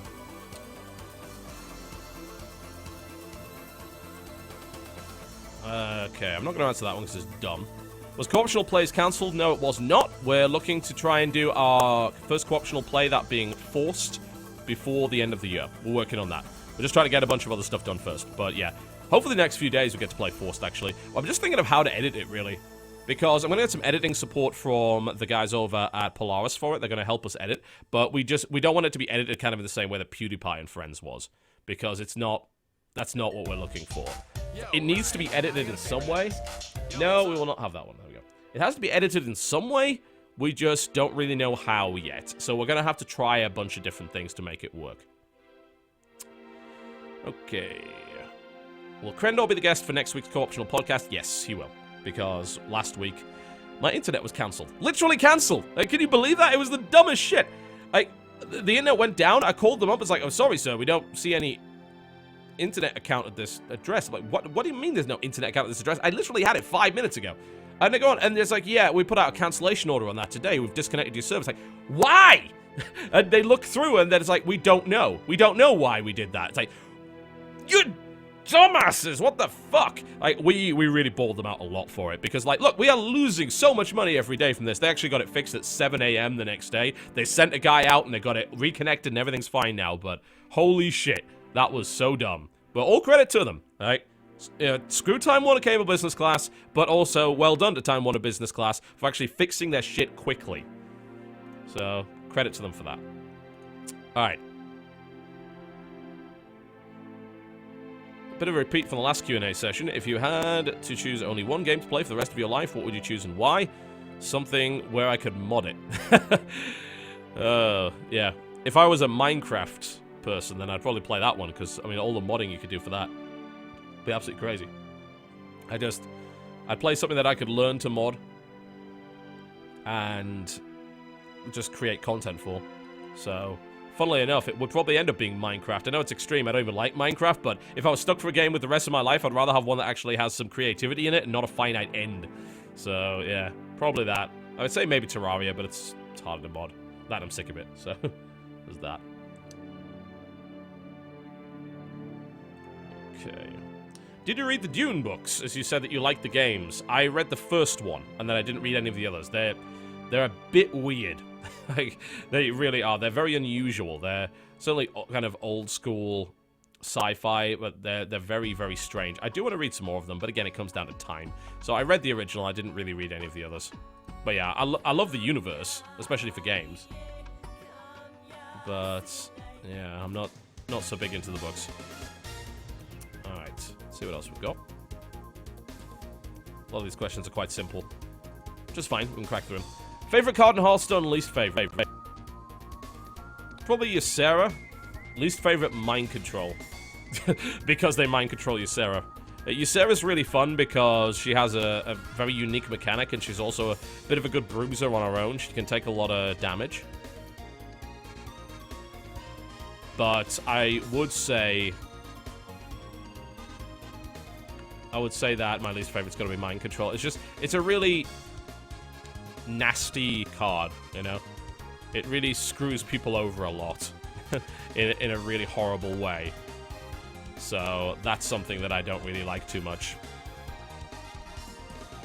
Aside from like that, I'd probably like Mad Bomber as my least favorite because it screws me over so badly. Although I've got to say that Tinkmaster Overspark is getting there. I keep calling him Mechgineer Thermoplug, which is a little bit weird. Wasn't that the Nomergun boss? Yeah, I'm pretty sure it was. Tinkmaster Overspark screws me over more than he helps me, I tend to find. But yeah, Mad Bomber or Mind Control is definitely my least favorite because I've died so much to them.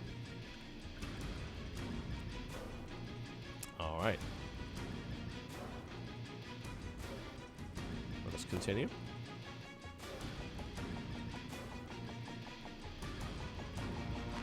What improvements would you like to see to Hearthstone in the near future? Well, they're going to fix the damn graphics bugs, that's for sure. They should also make the coin part of the UI and not a card. They need to deal with that. But for the most part, I think they just need to add more cards. Like, the metagame, they haven't really added any new cards for a very, very long time. They made some minor changes with that big first patch.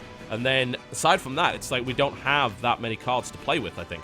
So we need to start seeing some regular expansions, even if they just do it in the way that Scrolls did it, where they release like a small number of cards every week. They don't have to release an entire new set at once. Just a couple of extras is fine, too. So they definitely need to do that. And I think they just need more ways to play. Yeah. Right now, it's just Arena and Constructed. I don't find Constructed that interesting. I think the ranking system's really helped it. But aside from that, we need to see some more wacky play modes where you can put a set of conditions, I think, in. Like, we need to see randomly generated decks need to be a thing, I think, to play against friends with. Maybe 2v2 for casual play. What I would actually want to see is the ability to put several effects in, like, this game, you have to play with the permanent Lawwalker Cho effect on. Or this game, your creatures lose health constantly, like every turn. You remember the old Soul Calibur single player, where you always had a bunch of different win conditions? I want that. And I want that for, like, a casual mode for people to play. So those are, I think, the biggest changes that need to be made. More cards, more game modes. And then, of course, the observer interface so we can actually start doing proper casts of it. How do you feel the games industry is going? Pros and cons, how do you feel the indies are getting supported by the industry as a whole? Well, I mean, the industry isn't really a thing. You know, that's kind of like saying the community, isn't it? It's not really a real thing. So, indies are just doing well this year because they have means to sell their material to a large audience, and there's a lot of interest in some of that stuff as well. So, that I think is definitely something to consider there. AAAs have really disappointed me this year. I think it's definitely been one of the worst years in recent memory, which is weird because people will just tell me, what are you talking about? It's been a great year because we had things like Bioshock Infinite, Last of Us, and GTA 5, and I'll tell you my reasons for not liking them. You know, you've heard them before. It's not that I don't like GTA 5, it's just I want to play it on something that's not 8 years old. You know, it's called having standards. The industry right now is trying to inject microtransactions into fucking everything, which is horrible. The monetization is probably some of the worst. We've got away from a lot of this always online DRM stuff, but in return we've been backstabbed with microtransactions and season passes and excessive DLC. I do not hate DLC on its own. Yeah? I like the idea of DLC. I dislike the implementation of most DLC. I think that's something that really needs to be sorted out. So I think that AAAs have definitely gone in the wrong direction this year for the most part, and as a result, there haven't been that many AAAs that I've really enjoyed. I'm hoping the new generation of consoles gives us the ability to get better PC ports and just more interesting games, but if the launch lineups are anything to go by, then that's not guaranteed. What was your main reason for not making WTF Viz on Spelunky? Because I can't be arsed with the backlash that I'm getting. I fucking hate Spelunky. I really do. I absolutely despise that game. I don't find it fun in any way. And I can't be arsed with how people are going to react to that. Alright? There's just times when I say to myself, it's more trouble than it's worth. Yeah? I don't have to do something on Spelunky. Everyone knows what it is already. It's not that useful. All I'm basically doing is I'm going to get a huge amount of backlash that say I'm some fucking hipster or whatever that hates on popular shit. It's like, no, it's a fucking terrible platformer. with a bunch of instant death stuff that doesn't respect your time in any way. It takes a huge amount of time to really learn what everything's going to be that's about to dick you over. I don't even find it fun. Like, the platforming I don't find fun, the combat mechanics I don't find enjoyable. If I'm gonna play a game like that, I'll play fucking Risk of Rain, which I think is just way more fun at what it does. So, yeah. I just don't want to play Spelunky. I don't want to play it, and I'm not going to. And I'm not going to make a video about it either. Can't be asked with it. ITB, you said multiple times that you recommended the Yogscast to TGS back in the day. Did you know of them before all our YouTube stuff? Yeah, I did. I knew of them because they posted on the SA forums. That's where they started. The Yogs thing is the Yoldi Goon Squad. So they posted a lot on that, and I used to listen to the Yog Pod every now and again. It was really funny. So when I was actually reading, I think it was the Let's Play forum, yeah, on the Yog Pod thread or something like that. And I was reading that said, oh yeah, so we had this like offer from Machinima. I was like, hang on a minute. This probably isn't very good. So I contacted them via PM, and I was like, look, I just got into a new network called the Game Station. And I think maybe we can do you a better deal than this. And Machinima, well, Machinima are kind of dicey at times. You know, they've got a pretty bad reputation. And at the time, by the way, Machinima were actually attacking TGS directly. They'd gone to YouTube to try and get our partnership agreement revoked. Literally, they'd gone to fucking YouTube to do that. And they were sending out emails to all of their partners saying that TGS was a scam and that they were trying to poach all their partners and things like that. They acted really, really underhandedly to new competition coming into space. Machinima used to pretty much have a monopoly on gaming content. They were like the only ones allowed to monetize it. Either you were Machinima or you were nobody. So when competition comes out, they did a really dishonest thing and tried to smash it down. So honestly, like, for that action, I say fuck them. Right now, they don't really do stuff like that anymore, but they're not in a position to either. There's a lot of partners on Machinima that I really like, but back in 2010, Machinima acted like real dicks.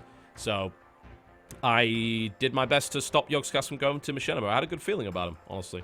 I really did. Like, they were really funny. I enjoyed their content. So I recruited them. And now they are where they are. Okay.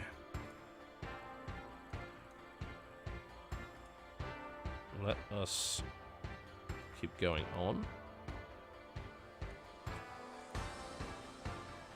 What do you think about games moving from buy one single-player stuff to being service platforms, selling more stuff in general? Fuck it. Fuck it. I mean, who could ever, like, unless you were a games developer, want that, you know? Who the hell could want that? Absolutely not. It's just awful. There's no benefit to it.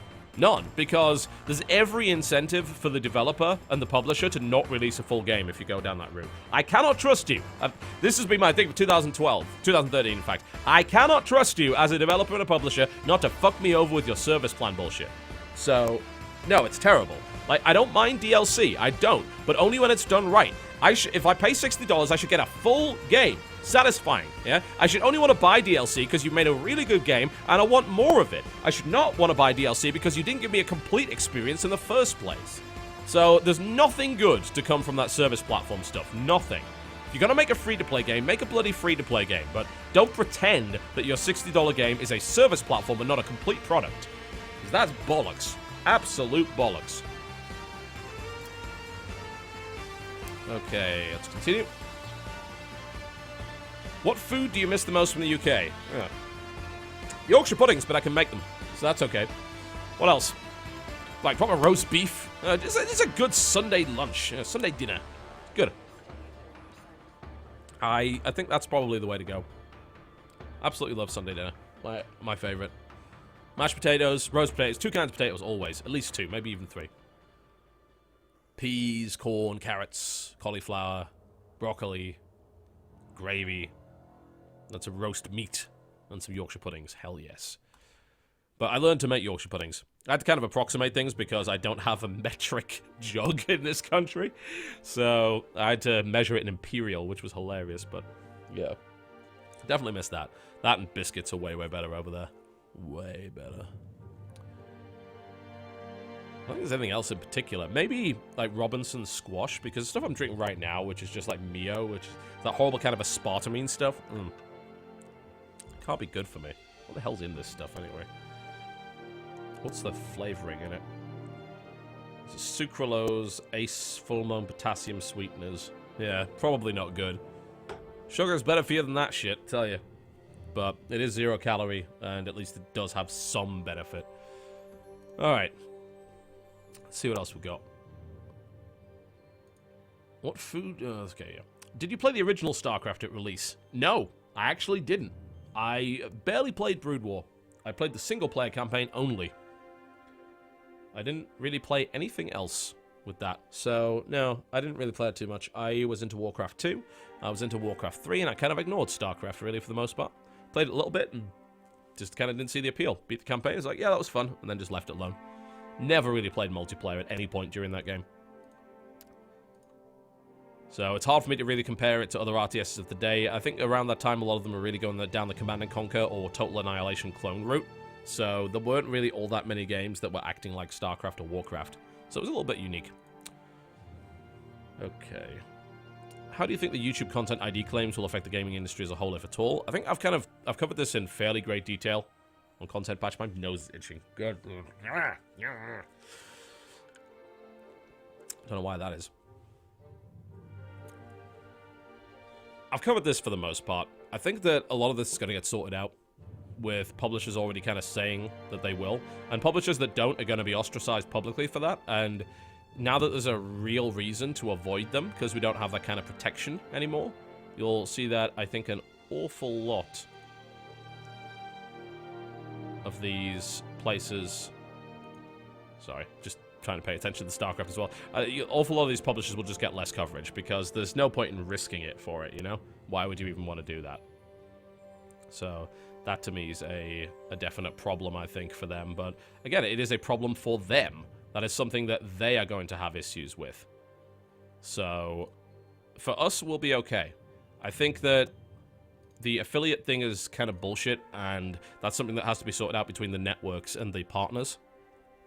And certainly, initially, once this thing comes in with the monetization check, it's going to hurt anyone that's trying to get out day one content for a game.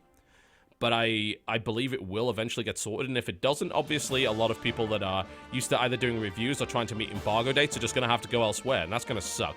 Like, I really don't agree with that at all, but there's really there's nothing much else that I can actually say outside of what I've already said on this issue. I've covered this already in pretty great detail. No point in really repeating myself.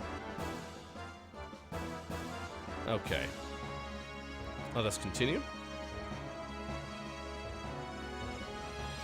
See what else we've got. What is your favorite genre for books? I read really bad sci-fi mostly, like stuff like from Warhammer 40,000. I do not read good books at all. I'd love to tell you otherwise. I don't even enjoy really reading fantasy. The only stuff that I read is either factual, like non-fiction, or I read sci-fi. And I also read Dan Brown books because I'm a terrible person. I have a really bad taste in books. I'm sorry, I do. I read really crappy novels. And I'm actually kind of okay with that. It's like, you know what? I can do the serious thing. That's fine. I can definitely do the serious thing. And it's okay. And I would just prefer not to necessarily do that with my books, because I can watch serious TV shows. They seem to work pretty well. I should like books more than I do. And I'm actually annoyed with myself that I don't. I feel like a bad person, but it is what it is. Alright, let us continue.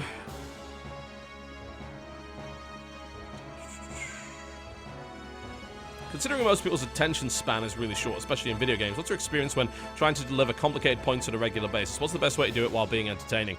Have a nice voice? More often than not, it is actually that. As dumb as it sounds, like, there are certain ways you can really engage people with your voice and just really explain to people why something's good, why something isn't good, and exactly how things are going, and really just get them engaged with it.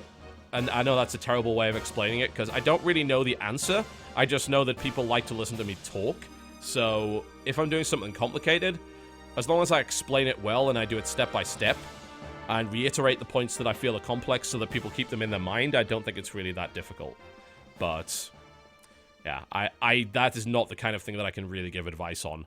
Yeah, I know a lot of people's attention span is really short, but I have a feeling a lot of my videos are background noise for a lot of people. They'll just put them on while they're playing or while they're like, making food or whatever. They maybe won't listen to all of my points, but they just like having them running there, and that's fine. I'm okay with that. Obviously, I prefer that people listen to me, but more often than not, it's probably just background noise for them. That's fine. It's videos about video games, not important. So, if that's what you want to do, then I'm totally cool with that. Absolutely cool with that.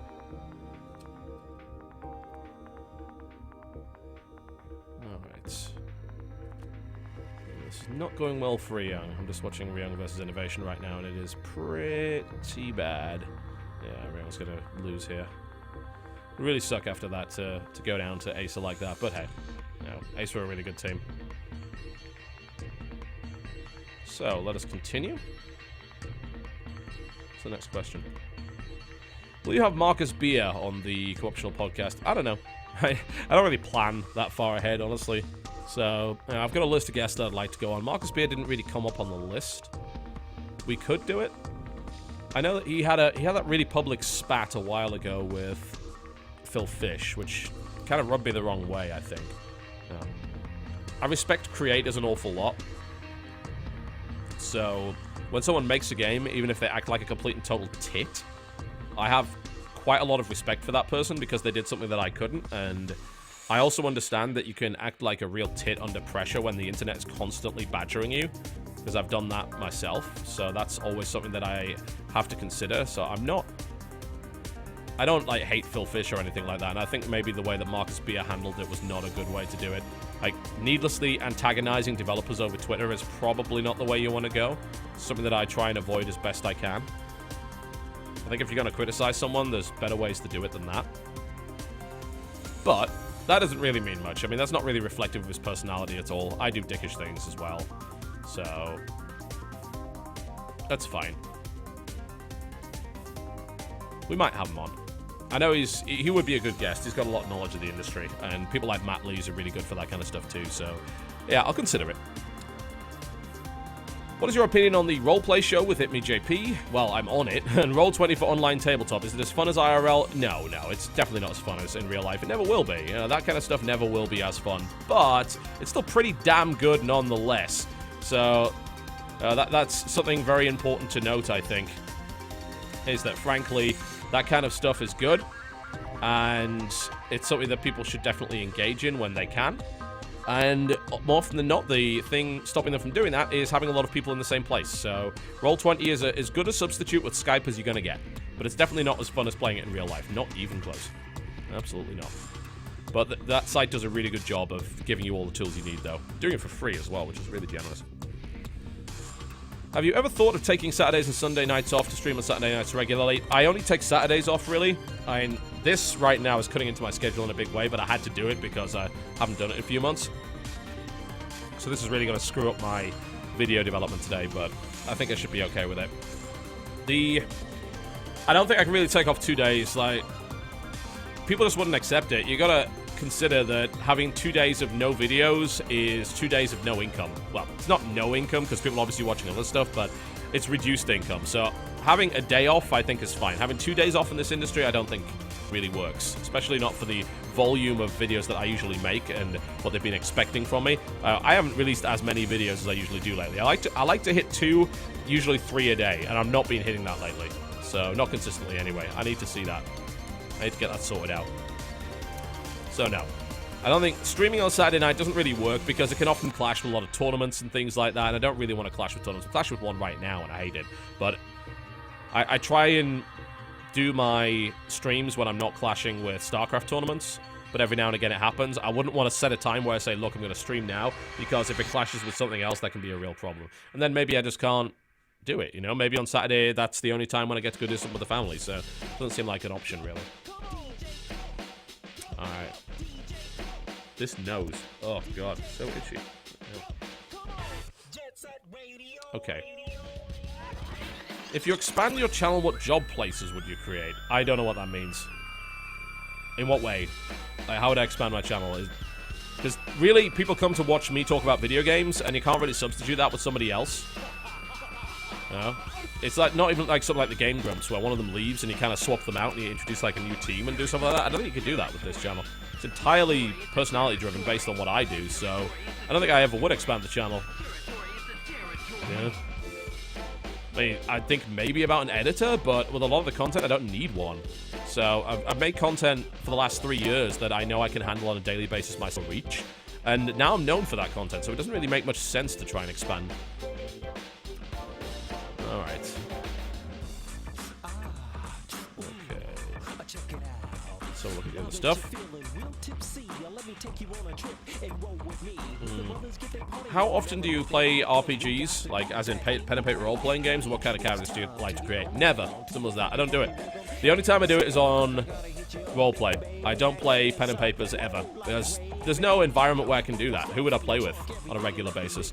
I can play board games with guys over in LA when I go over there, but outside of that, don't do it. So, yeah. Sorry. If you were hoping for recommendations, I'm afraid I can't provide them because I don't play pen and paper role-playing games. Not my thing, for the most part. I much prefer board and card.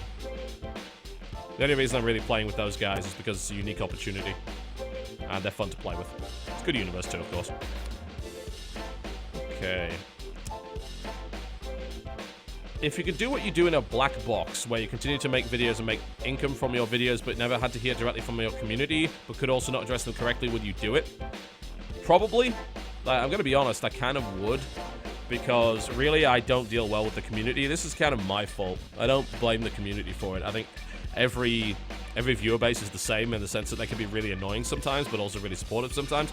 But I'm the kind of person that really focuses on the negative, so one negative complaint can really get me down in a way that 100 compliments will not lift me back up again. And that's a really bad character flaw, so for me, it would probably make the most sense to just black box myself and not interact, because it doesn't help in any way, I think. Not for me. There are others that deal really well with their respective fan bases, and I'm not one of those people. So, to me, sealing myself off from all that stuff would be really helpful because it would hurt less people, it would be more PR friendly. And really, we do videos on the basis of statistics more so than anything else. We look at viewer trends and that's how we figure out what to do more of. We don't really look at feedback directly because even though it can be pretty useful, it's like you're hearing from a small group of people out of hundreds of thousands of people that watch your videos. You don't know how accurate that information is. Someone saying I don't like this video is not really valuable feedback if there's 100,000 views on the video. So, hey. Yeah, probably would. I know, it sounds sucky, and obviously what I'm doing right now would not happen anymore, but I am a really, really flawed person when it comes to dealing with people online. You know? Which is weird, because I'm absolutely fine in real life, you know, the friendliest guy I could possibly ask for, but in online, I'm just a dickhead. So, probably be best if I sealed myself off from that. Alright. The console's just released. How do you feel about exclusives? Are they a good thing? I'm pretty sure I've talked about this quite a lot before, but exclusives are generally not a good thing, obviously, because I don't get to play them more often than not. I think that the fact of the matter is you should be able to play whatever game on whatever platform, and that should be up to you. And people shouldn't necessarily be forced to buy multiple consoles in order to play the games that they want to play. But I also understand it's a reality of the industry, and really with consoles the way that they are, you can't really do much with that. I don't see a way around it. I know console devs are okay with it, but developers don't like the games being exclusive either. They want as many people as possible to play them. I think the ideal scenario is that only devs owned by the big console manufacturers would actually make exclusives, and everyone else goes multi-platform. And I think we'll see a lot more of that going forward in the next couple of years. Like, the launch windows are not really indicative of anything, because that's the time when the console manufacturers spend big money. God, my nose is so itchy. God damn it. That's when they spend their big money to get those exclusives to actually sell units. And if they're not doing that, then they're not going to sell units. Simple as that. It's an industry reality. It happens every time. I'm afraid it happens every time. A moment.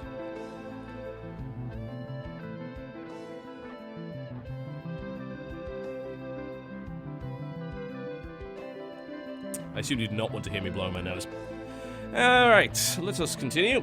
TB, I work 70, 80 hour weeks, can't afford to waste my leisure time on bad games. Any chance you might make a games everyone needs to play video for those who have so little free time? Pretty sure that's called my top 10. I already do that kind of every year. But I will say, especially if you've got limited time, play Bastion, play Brothers, play Journey. Simple as that. Really is. Really is as simple as that. But no, I mean, I'd say my top 10 videos are probably pretty good for that.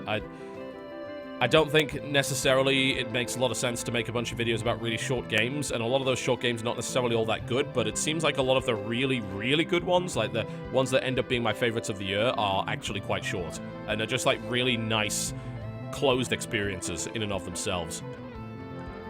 And I think that's what happens when you don't necessarily go for length. You can just take as much time as you need to make whatever you want to make, and you just have to stick to that. You don't have to necessarily artificially extend your game for no apparent reason. Alright, let us keep going on. Now that some time has passed, how do you think turning off YouTube comments has affected channel views? It hasn't, from what I can tell. There seems to have been no reduction whatsoever.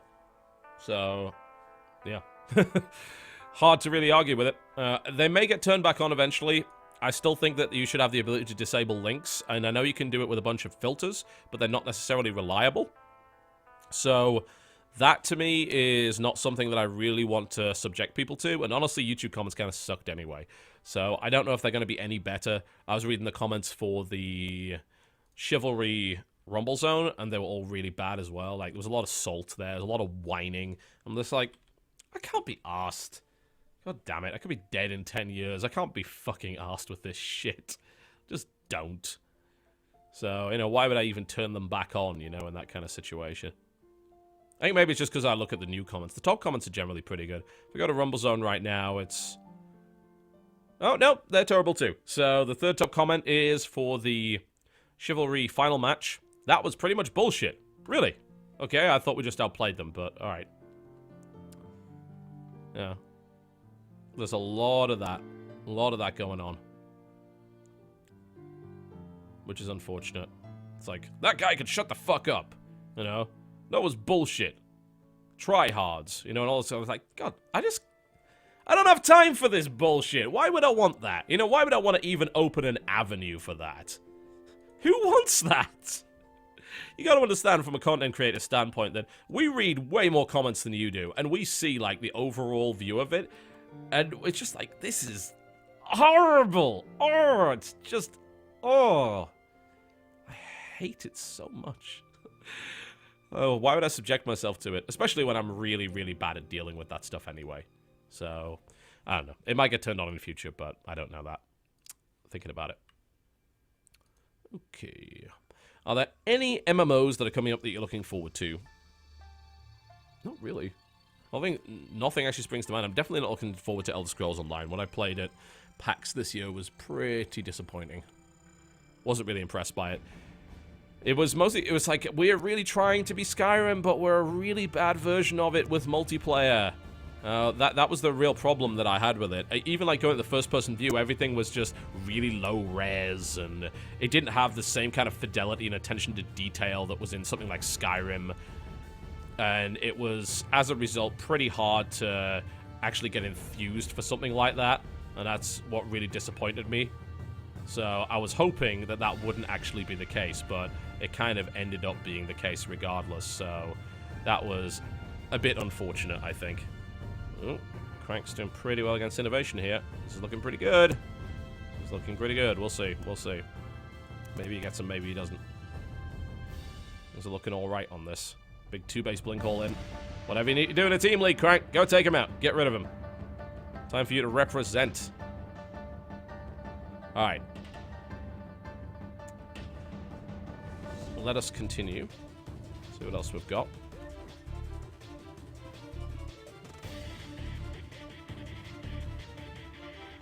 Have you seen anything to do with Ace Combat Infinite and its free-to-play model? I have not, but generally speaking, Namco Bandai's maybe not the best people to be trusting with free-to-play, honestly. It's really...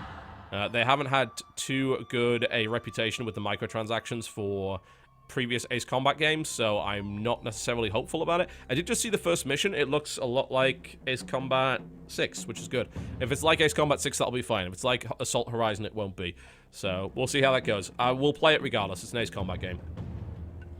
I play all of them. Definitely a series I really enjoy. One of the only series that'll actively go up my way to play on a console as well. So, never mind. Alright, let us continue.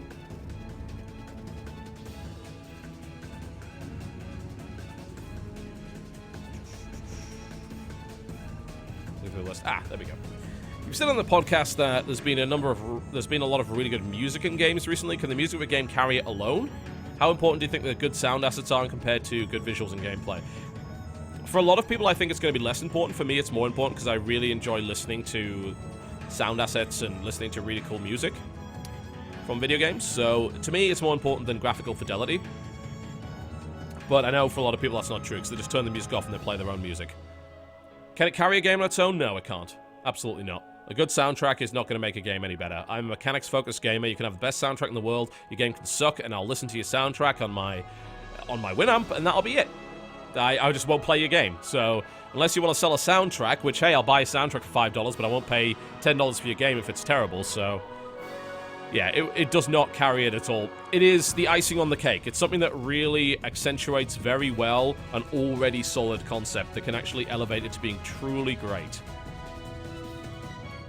So, I'm hoping that that ends up being the case with a lot of games in the future. But it probably won't be. What would you enjoy watching that doesn't seem to exist on YouTube? Some more tabletop stuff that's really good would be nice. Right now, obviously, tabletop's really, really nice. It's a lot of fun, but I'd love to see more board game stuff. There are a couple of other channels that do it, but obviously not as well as tabletop. What else? I don't know. I don't actually watch that much YouTube. I'm going to be totally honest. Let's look at my YouTube history and see what I actually watched lately. So, obviously, the Rumble Zone stuff, because I want to see the other side. Some music. James Too Good Harding in a nutshell. More music. Occasional little Hearthstone clips. The extended series with In Control. Nothing. Apparently, I don't watch anything on YouTube. Like, it's mostly just Starcraft clips, I think, for the most part. And occasionally, I'll watch stuff by Boogie, of course. Also, apparently, Chris has been on my YouTube because I'm noticing an awful lot of Elise videos here, and I did not watch those. So he's been watching Elise. Okay, not necessarily blame him, but regardless. Yeah, that's about it, really. I don't think there's necessarily anything else that I want to see. What would be nice, of course, is just to see more good stuff. And we don't have that much, you know. Good critique, really fun stuff from people like Boogie, from people like Campster. Mr. B-Tongue needs to make some more bloody videos, I'll tell you that for a fact. He made some phenomenal videos, and then just didn't for ages. Tastefully understated nerd rage is really, really good. The last video he uploaded was 6 months ago. Never mind. Never mind. Let's continue.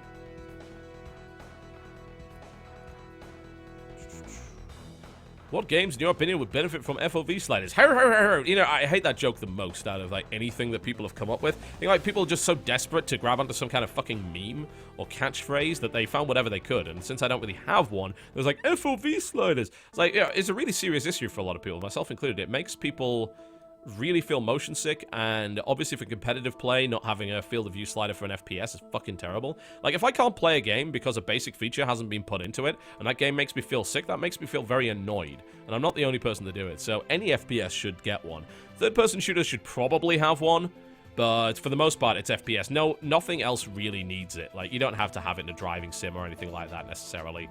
So, yeah. But yeah, I don't find the joke funny at all. Do you think games are art? That's not a question. Pretty much fucking anything's art. I'm sorry, but if an unmade bed can be art, then fucking games are art. If a pile of bricks is art, then this is fucking art. Art is the most meaningless term ever. Art sucks in general. It's like, who cares? Who cares if it's art? All that it matters is that it's entertaining, it affects people in some way. You know, it's a valid form of media. That's it. That's all that matters. You can call it art, you can call it games, you can call it whatever the hell you please. But it being art doesn't affect anything ever in the world ever. So who gives a shit? Simple as that, really. I think the only reason why it keeps coming up like that is because people really are desperate for games to have respect. Like, look, people are eventually going to get over the whole games are for kids and games are for boys and games are causing people to shoot people in malls thing. That's going to go away eventually. We'll get rid of that. But we're not going to get rid of it by calling games art. There's a lot of violent art as well. And art in general is not necessarily respected by the mainstream. Because a lot of it's bullshit. A lot of games are bullshit. So, you know, I guess you want a bit of equivalency there. We're both bullshit, therefore we're both art. How exactly does Twitch work in terms of monetization and streaming and such? Can't say a huge amount about that. All I can say is you run ads, get paid. Really as simple as that. And, of course, the subscription that is available for some people. It's not really any more complicated than that, honestly. Sound. Getting a lot of weird clicking on that. What's going on with that? Might be just my Winamp being terrible. I don't want to move away from Winamp, but it doesn't get supported anymore. It's a pretty old application. My Winamp just crashed, actually, so yeah, that's not too great. I'm not too happy with that. I might have to move to something else. I've been told that Foobar's pretty good, but I don't know if that is true.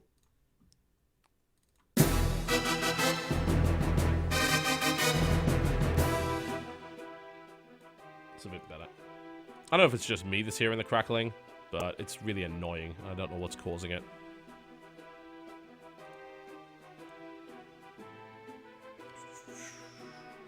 Next question. Sorry, there's not much else to really say about monetization. You run ads, you get paid. Simple as that. TB, what would you say to someone that has never played or owned Starcraft, knows absolutely nothing about the game, the meta, or the esports scene, but wants to get into the entirety of Starcraft? While buying Starcraft helps. Get the starter edition, play a little bit of that, buy the game, play a little bit of that. What else is there to say? There just really isn't all that much to add to that, I think. You know, as long as you enjoy the game, you can watch esports. Even if you don't enjoy the game, you can watch esports. It's not difficult to watch Starcraft, I feel, if it's properly commentated. Yeah. If it's not properly commentated, then that can be an issue for people. But I feel, honestly, it's the kind of thing that a good set of commentators will be able to guide you through quite nicely. And the hype helps. You know, watch a big live event, watch a DreamHack. Obviously, like, they've got a lot of downtime problems, but they have some of the best crowds. Watch a DreamHack, watch a Red Bull LAN. Go watch the whole series of Bomber vs. Scarlet and tell me that's not thrilling, yeah? Even if you don't know that much about the game. It's well explained, it's got two really good commentators that are very newbie-friendly, so give that a try and see how you feel about it. Okay, let us continue. As I am getting a bit tense now because there's a proxy oracle coming in. Don't like that. Don't like that at all. Seize the Marines, right? Yep. Oh, there's a Widowmine there. Oh, the Widowmine! Oh, no. Don't believe you fell for that. Ouch. Definitely saw that one coming. Oh, well, never mind.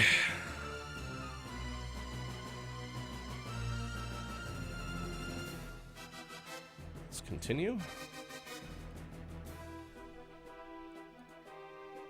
Will you be in the Yorkscast stream? Possibly. I did speak to them about it, but I sent them an email a few days ago, didn't get a response. It may happen if I have the time. I don't know if I do, though. It was fun last time, but we'll see. It's just a time thing. You've raised quite a bit of money for charity in the past, a la King of the Web. Do you have any plans for more charity streams in future? Well, we're probably not going to do one this year because it's a little bit late for that now. Plus, obviously, the Yorkscast stream's going on, so maybe something later. I want to see the results. I've actually seen a couple of photos of at least one of the wells that we had dug, so we should be able to show you those quite soon. Once the project is fully complete, then I should be able to show you all of that, and then we can decide what we want to do next. Obviously, I think the fundraising thing's really good, so probably for the same charity, really. I did consider raising it for the EFF, considering the bullshit that's been going around lately. We could really use some backup there. But honestly, I've said this time and again, there's people dying because they don't have enough water on the other side of the planet. It's either that or paying for lawsuits about video game videos. I think one is a little more important than the other. It's the same reason I don't really support Child's Play. It's cool, like, they can raise whatever money they want, but I won't directly support them because I think that money could be better used elsewhere.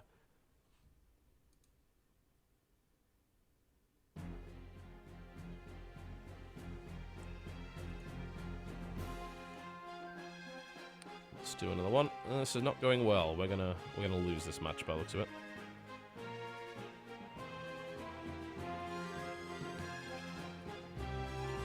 Bad news. It's the Nexus down. Ugh. Ugly. Very ugly. Proxy Oracle failed. Alright, let's look at the next one.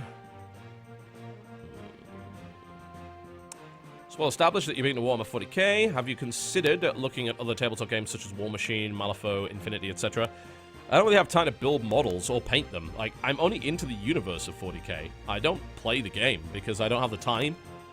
I don't build models. I'm terrible at painting, so there's no real reason for me to do that. I like the look of War Machine, but again, I've got to have someone to play it with on a regular basis. So to me, it doesn't seem like it's worthwhile. It would use a lot of my time. And I don't really have a lot of time to use. So I'm not overly keen on that. Ooh, never mind, actually. So I thought we'd lost this game, but there's some Stalkers now counterattacking, so... I don't know, maybe. Maybe not. We might be okay yet. I don't know, this game's got really weird all of a sudden, so... hard to keep track of, certainly. Stalkers warping in. Good control by Crank. Really good. God, this is tense. This is really tense. Can he actually come back from a failed Proxy Oracle? That would actually be incredible. There are Marauders now, though, and I'm pretty sure he doesn't have Blink, so... But he is microing really, really well. All credit to him for that. It's a difficult situation for him. He's doing a lot of economic damage. He might be back in this game. So many SCVs dying right now, but... Ooh, this is difficult. This is really difficult. Is that, like, all the SCVs that just went down? Warping some Zealots. Good microphone. May. I've got to watch the end of this game, guys. This is absolutely tense. Stim's about to finish. Oh, this is bad news. Even if he's done that, this might be really ugly. Do we have a Mothership Core? Don't think he does. I hope he does. Please tell me he has a Mothership Core. Oh, no. Oh, no. There's a drop coming into the base. This could be the end of him. It sucks he's done so well here. But it's difficult. Very difficult. Especially without Blink. To really make that work. Oh, come on, Crank. Come on. Control's really good even without Blink, but this is really difficult. Where did that medevac go? Did he actually bring that back? No, he dropped in the base. But he only dropped one unit. Oh, Mothership Core just came out. Nice. Okay, he can actually save his ass. Wonder how much economic damage has really been done there. Ooh, missed control with the sentry. Don't lose the Mothership Core. Get him, get him, get him! Warp in. Yes, nice, nice, nice. Don't lose the Mothership Core. Sweet, you pushed it back. This game. Oh, man. MMA's drop control is so good, but... If I didn't get rid of that medevac. Photon overcharge, knock it over. Alright, okay, I'll get back to it. Sorry, my heart is in my mouth in this game right now. Okay. When are you going to make a Christmas video? What do you mean? What do you mean by that? What Christmas video? Was there an expectation? Like, do you mean a song? Because I know a lot of people have been asking me for that. I don't know. I don't know if I will. I've got so much other stuff to do, and I'm playing such massive catch-up from November. Like, writing a song and recording that is quite a lot of effort, so it might be something I don't do. Oh, damn it. Did you just give up? Don't know why I did that. Oh, I guess Stim was done, so... Oh, well, never mind.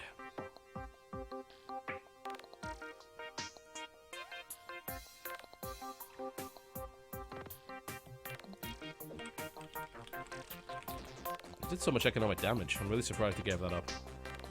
Alright, let's continue. Have you got the time to play Wasteland 2? Nope, I have not. Next few days, I'll be looking to do that. Probably an alpha strike on that coming forward. Bear in mind, of course, it's going to be spoiler heavy. That's just the way that it has to be. There's no real way of avoiding that.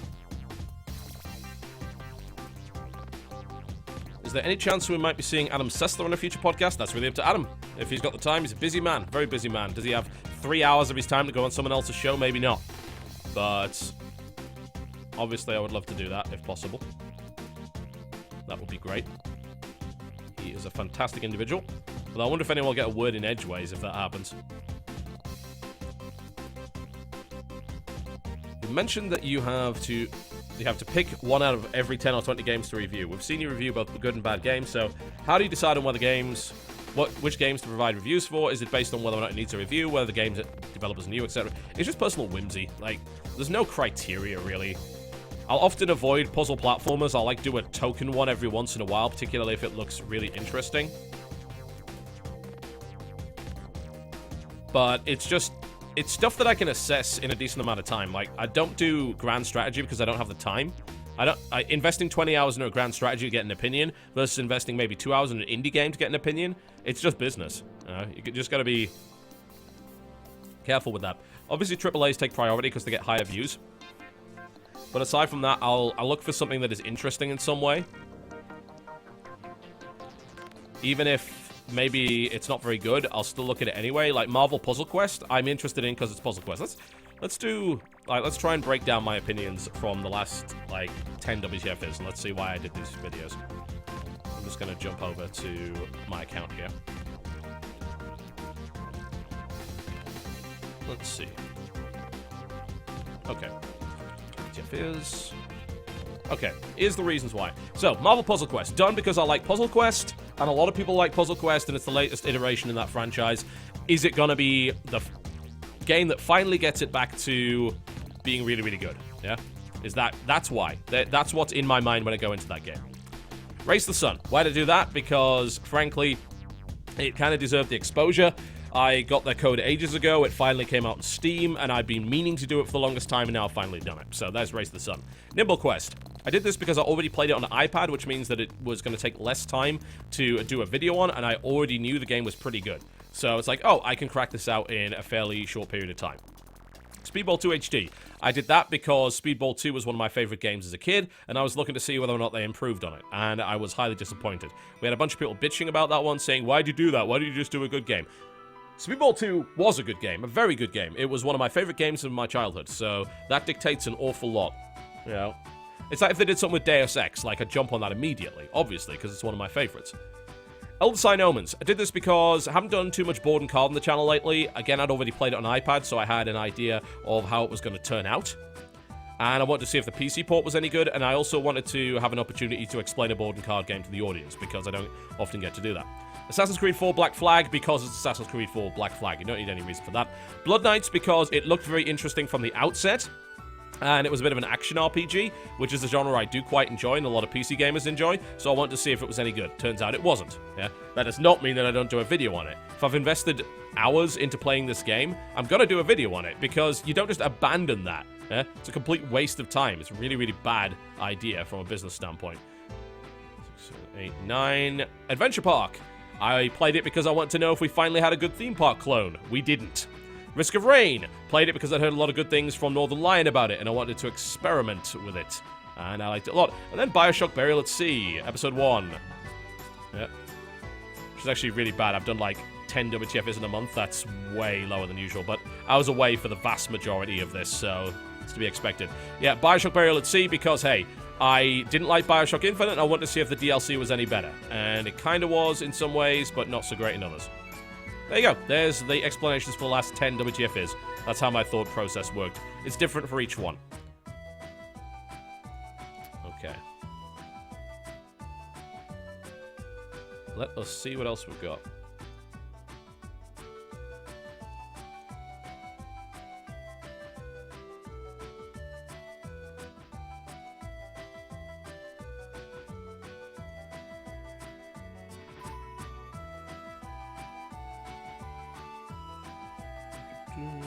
Scrolling down the list.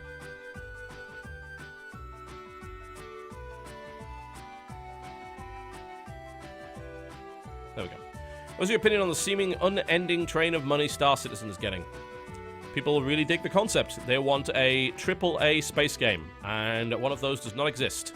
And they want something that will really test the PC to the absolute limit, and they want to fulfill their fantasy of flying around in a space universe that doesn't involve spreadsheets in the same way that EVE Online does, that actually has a real combat system. So it's a very attractive concept, and what they've shown so far indicates that they can actually make that happen. Also, the way they're doing a lot of their business stuff by giving you kind of exclusive ships and things, people want to get ahead, yeah? They want to get ahead very early on. So it's gotten a bit questionable, honestly. It seems like there's a potential huge amount of pay to win in that. So I'm hoping that that doesn't happen, and that these ships are actually well balanced, and that they're just really a jump start, and that that doesn't negatively affect people that didn't buy in early. It's a weird concept because it's kind of an MMO and also kind of not. So it's really hard to make a judgment. I think it's going to be something that we're just going to assess on its own merits. What got you into metal? Iron Maiden, mostly. And A Perfect Circle, actually. A Perfect Circle was actually the first metal band that I ever listened to. I know it's weird, isn't it? That was not the usual way of getting into it, but I heard A Perfect Circle at one point, and I really, really enjoyed it. The first one that I ever heard, what was the first album of Perfect Circle? Sorry, I'm just trying to look at this. What was the first album was the one that I bought, wasn't it? Medanom. Well, yeah, that was the first one. And there was a track on Medanom that I really liked. Judith. Yes, Judith was actually my absolute favorite. A lot of really good tracks on that album, actually. It was a really, really good album. Yeah, and I think I heard it in an HMV. Actually. So that might have had something to do with it.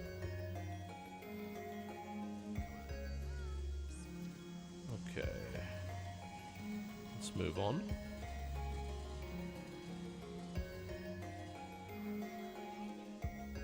With the new Awesome Mods expansion out, we'll get a video on it. Maybe.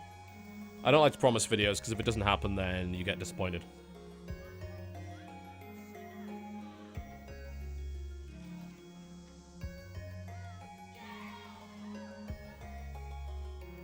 Let's see what else we got.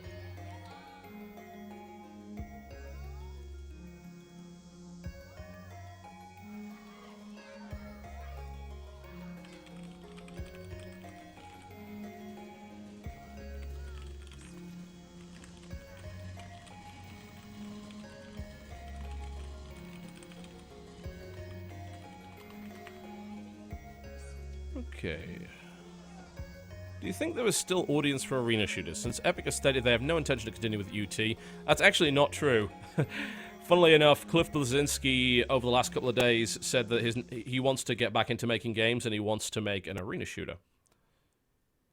Yep, 3 days ago, in fact. Says he has a pitch for a new first-person shooter game. He was thinking about... yeah, a lot of these kids playing Call of Duty, I don't think they know what a proper arena shooter is, says Bleszinski. Yeah, you'd be right, because you stopped making them! And you abandoned PC, which is the only platform that really works on. So, you want to make games for PC? Okay, I can forgive you. Yeah? You're a bit bullshit over the last few years with PC, but I can forgive you. It's fine. We're all assholes on the internet sometimes. So, yeah, I guess there will be, because Cliff Bleszinski wants to make it. Whether he'll make it with Epic or not is a different matter entirely, but Epic has shown some more interest in PC, especially with Fortnite, which is actually a PC game, so maybe they've decided, you know what, PC might work. Okay. Let us continue.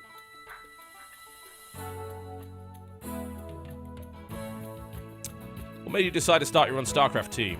Has that made you a better Starcraft player? Well, I didn't start it, that was Jen's idea. Jen started the Starcraft team, I merely helped.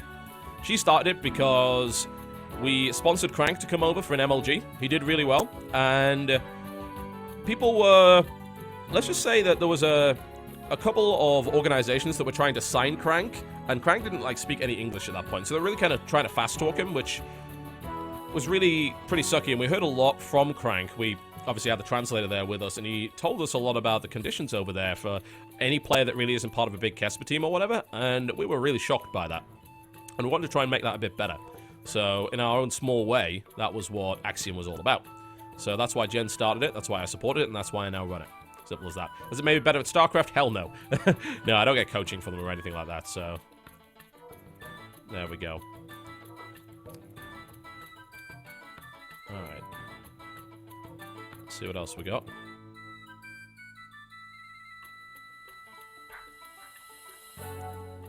Did you and Jesse have characters deleted in the Starbound update? Yes. Yeah, it's all been wiped, so... we didn't really get that far anyway, so it shouldn't be too difficult just to get back to where we were and continue from there. It's just, I want to wait until they get to a point where they won't just really screw us over with character wipes or something like that. So I'm keeping an eye on that at this point.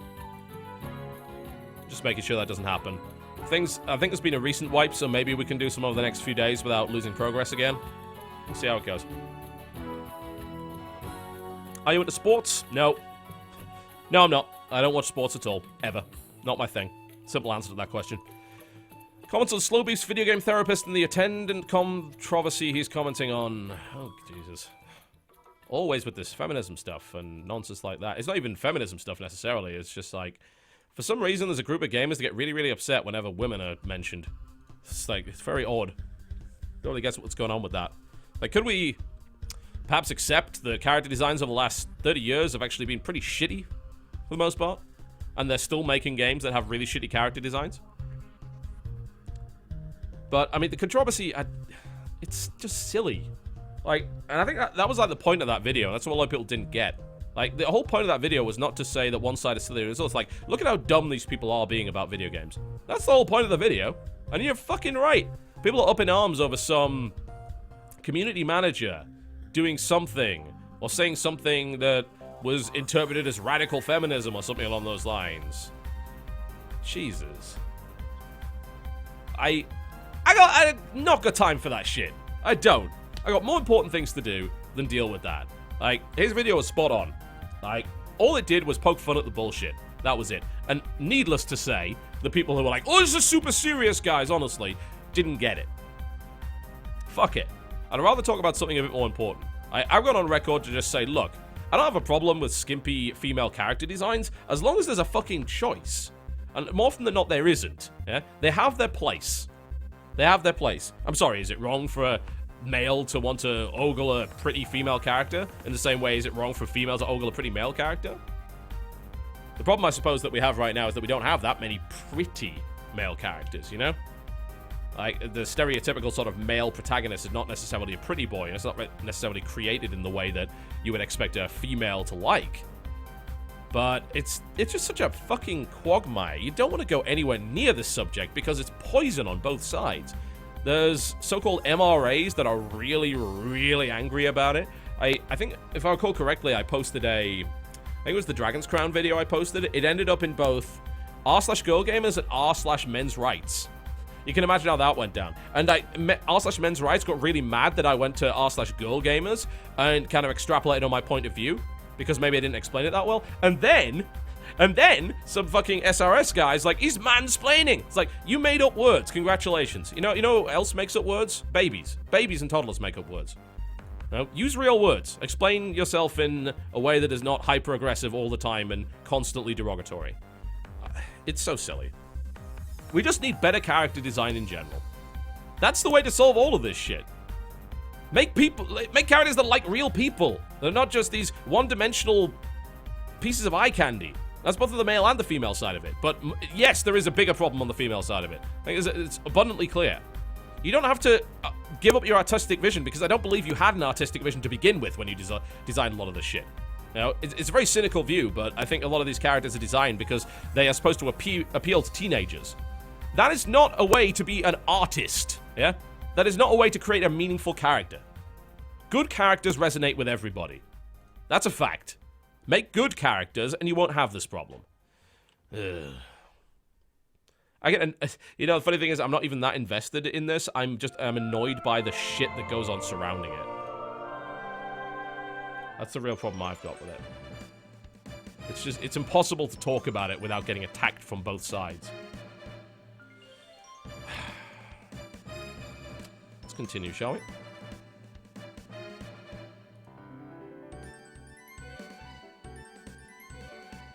So I meant to ask this at PAX Prime, but I was busy not being there. In terms of YouTube versus Starcraft casting and miscellaneous endeavors, on what level do you fear for the stability of your job? I don't fear for the stability of my job at all. Really. It's fine. Again, I've got a bunch of different plans. I have a lot of money in reserve. You know, we save. We're careful. I have a lot of contacts. Yeah, I don't really ever fear for the stability of my job because I know we have backup plan on backup plan. So, you know, if people are just... This is kind of something I answered earlier, but if people are just making money off YouTube and have no divergent revenue stream, then they're probably not going to do so well. Something that you need to avoid, in my opinion. Just be a little bit more careful with what you do. Alright. Let us continue. We will go on to this question right here. Again, another random question. Have you ever tried to get James Rolfe on the podcast? You know, all of these kind of podcast questions, no. I have not asked anyone and had them decline. That's the reality of it. I've asked nobody and had them decline. So it's possible that James Rolfe will be on. He's a very busy guy. It's possible that Marcus Beer and, of course, Dan Nerdcubed. I asked him. He did not say no. He's just busy, yeah? He will be on at some point. And that's kind of the way that all of that stuff tends to work. So that's something to consider there. But, yeah, no one has ever... Actually, no one has ever refused. I would say Yahtzee's refused, but he didn't. Like, a long time ago, I was with WoW Radio. I tried to get him on for an interview and refused because he said he wasn't too comfortable with that in general. And that's fine. But, you know, no one has actually refused being on the podcast. And it's a very popular show. It's one of the most popular gaming podcasts there is. So it makes sense to come onto it. You get a lot of promotion that way. Okay. I have a personal administrative question. Do you have an attorney? We do. We use attorneys for contract work. We don't have one on retainer because there's no real need for one. We have a couple of attorneys that we trust and that we actually deal with, and that seems to work out pretty well for us. So it's not really a big factor, I think, for the most part. Okay. Oh dear, this is going horribly for Alicia. That was terrible. Oh man, yeah, I think we're gonna lose this. That would suck. But, hey. Winning 2 best of 9s against Ace is pretty difficult as it is. Things are not going well for us here. Alright. Let us continue with this one. How's the PS4 controller on the PC? I had no luck getting it to work. Apparently there's some unofficial emulator that you can use now for DualShock 4 that is pretty good. So that might be something that I'll look into doing. But I haven't used it on the PC yet. And honestly, moving away from the Xbox controller is a bit difficult because a lot of games that really support this stuff.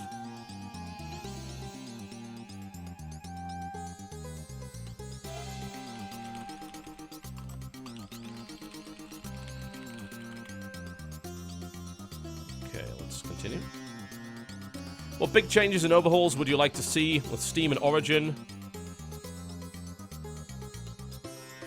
Okay, well, Origin needs to suck less, and that would definitely help a bit. Steam needs to have a more robust refund policy. I know more about Steam because I use it more, so I know the faults with it. So let's bring up the Steam screen region again, shall we? There we go. Okay, so right, changes for Steam. I've messed the screen region up a little bit. Let's add it again. Okay, so I'm going to show you the Steam screen region. It's going to be over my face.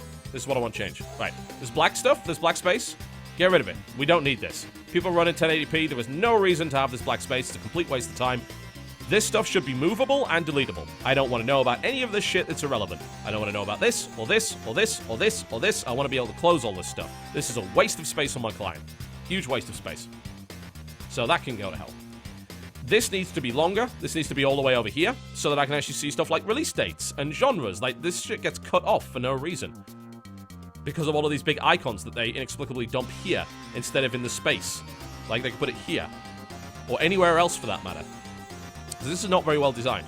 This is a nice button, but I want to be able to filter out more than that. I want to be able to filter out software. I have no interest in software. That can go to hell. I would like to see the ability to filter out old games. Lately, this has become a real problem. A lot of the games that are coming on Steam here are very old. I don't want to see those. Like, they're releasing like 10 to 15 old games at a time, more often than not, which is really annoying. Hasn't happened over the last couple of weeks, but you got stuff like Final Fantasy VIII pops up there, and then that's okay. But then you got Holiday well, that's actually no, I thought that was Last Express. Darkfall and Darkfall 2, you know, a lot of this stuff's kind of old. I want to be able to get rid of all of that. So that stuff doesn't need to happen. More robust refund policy. Steam are really bad at that. They don't really support their consumers at all when it comes to that. I think they can get away with it because they offer a lot of cheap games, but honestly, Green Man Gaming's been matching them really well lately. So has Amazon, so that's something to consider there. The refund policy needs to be a hell of a lot better. They have only just really put the proper download functionality into the game so that you can actually keep downloading while you're playing a game and not have to alt-tab out and unpause it, which is really gnarly. Outside of that, it's pretty good. Yeah. Those are the things I'd like to see changed there. Aside from that, Origin, obviously, is just a bit of a mess. It's a clunky client. It takes too long to load. It takes up too much space, more often than not. But it does have some nice features. You can install wherever you want. A lot of the times, Origin doesn't even need to be loaded. And it has some decent deals from time to time. So I don't have too many problems with Origin, but apparently other people really do because they've been struggling with matchmaking and multiplayer games involving that. So, okay, let's continue. Are you excited for Monster Hunter Online? I doubt it's even going to come over. And if it does, it'll probably be terrible. Yeah, I just want a regular Monster Hunter game. I don't want an MMO. I want Monster Hunter 3 Ultimate Edition on PC in 1080p 60, so I don't have to play it on the fucking Wii U. That's what I want. I want them to release those games on a sensible platform for once. But they never do. They're focusing, of course, on the Japanese market, so they're going to release some things like DS, which is very popular. So I don't know if Monster Hunter Online is going to be any good. It probably won't be.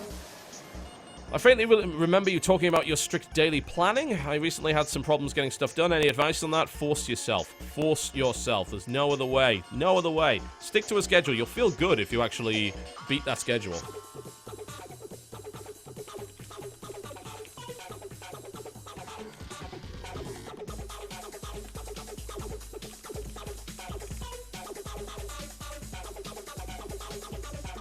Let's keep pushing.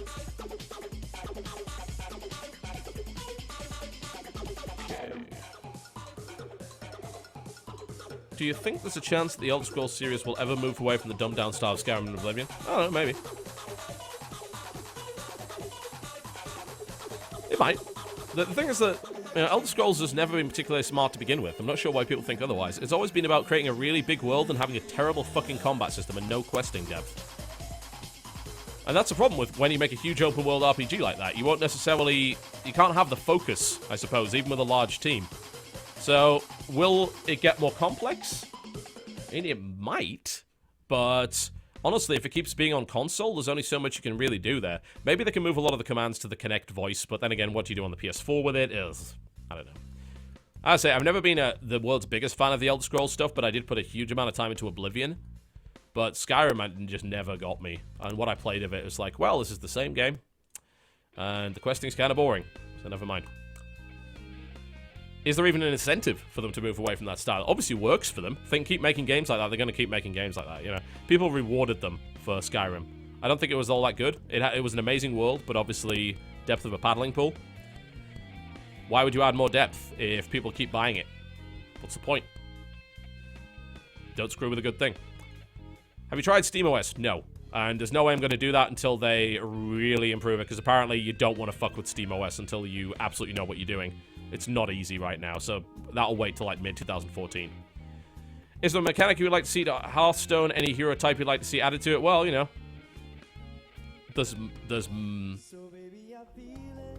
what the hell is this? Not good. All right. Well, obviously there's the Monk and the Death Knight. Those will be the two things that they actually need to add into the game.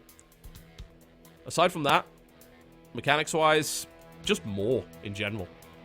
Anything that adds more layers of complexity to the game is good, in my opinion. Several games journalists are describing 2013 as the best year for video games so far. What year had the best game release or considered the most influential? I don't even know. I can't think back that far enough.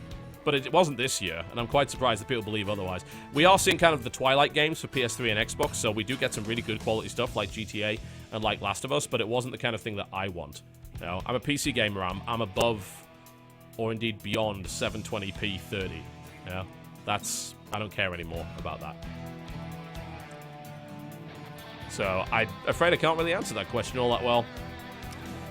What do you think about the transition to Polaris? Well, I think if anyone thinks that Polaris is somehow worse than the Game Station, they're pretty wrong, because what we had up on the Game Station was awful. I'm sorry, it was. We made some really bad content for that. If we go back to the Game Station, what do we have, yeah? We got your daily news stuff, and you've got the podcast, and what else? Reviews. I've said before that I don't like Polaris' way of reviewing things. I actually sent them a long document about 2 weeks, well, maybe longer than that, maybe a month ago, about the fact that I think that their review system should be completely changed. I don't know if they ever will do that, but there's really not much up on TGS at all that is actually good, you know? They did a lot of stuff from E3, which was pretty cool. They did a lot of interviews and things like that, but they never knew what they really wanted to be. There was nothing unique on that channel outside of the podcast. A Remag was just, it was a daily news show. Everyone does that. That's not new. It's filler for the most part, which is fine. Don't get me wrong. The Daily Bites are kind of the same thing, but yeah.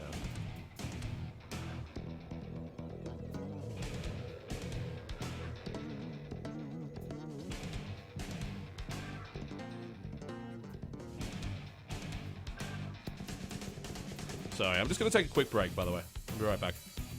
My apologies, folks. Alright, let's get back to that. Sorry for the break, but... Oh shit, this has actually been going on for like 3.5 hours now, so it's to be expected.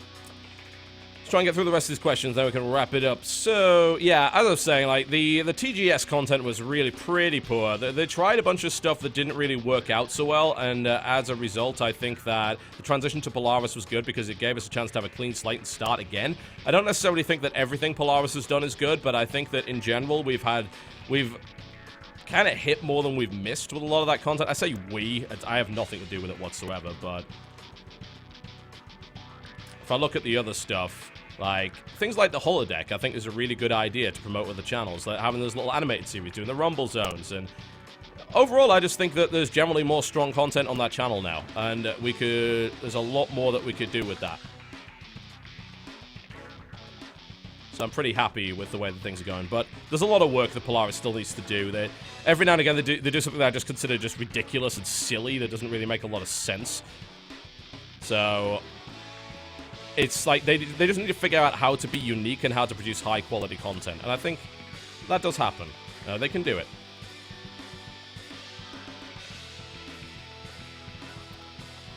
Okay, let's continue. Can you recommend PS Vita games to buy other than Persona 4 Golden? There's a few that I would suggest. I think Muramasa Rebirth is really, really good. It's a fun action RPG with a really good art style. Let's see. What else would I recommend on PS Vita? Tearaway is apparently incredible, although it's a little bit short. Also, Ys, Memories of Celceta, is actually getting incredibly good reviews right now, which is really surprising. Apparently that is a really good action RPG. Across the board, very, very positive. So that looks like that might be worth having. It's probably going to turn into the same thing with the PSP. Rainbow Moon's pretty good too. But, I mean, it's still very limited. If you like playing Killzone at FPS on a handheld, then that's cool, but yeah, I don't know, man. I don't know. It's not really what I'm personally into, I've got to say. So, those would be the games I recommend. There's also, like, obviously a bunch of really good PSP games that you can get, so it's not like there is no reason to own a Vita, but for actual next-gen handheld stuff, there's maybe like 5 or 6 really, really good games, and then you just kind of playing PSP games and waiting for everything else, or playing ports of stuff like Marvel vs. Capcom 3.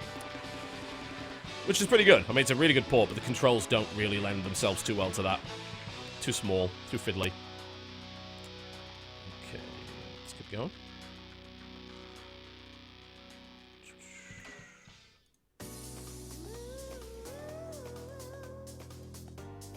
Who would you bring back to the podcast that's only been on once? Probably Felicia Day. She did a really good job. Like, even outside of the kind of first 15 minutes of gimmicks and things like that.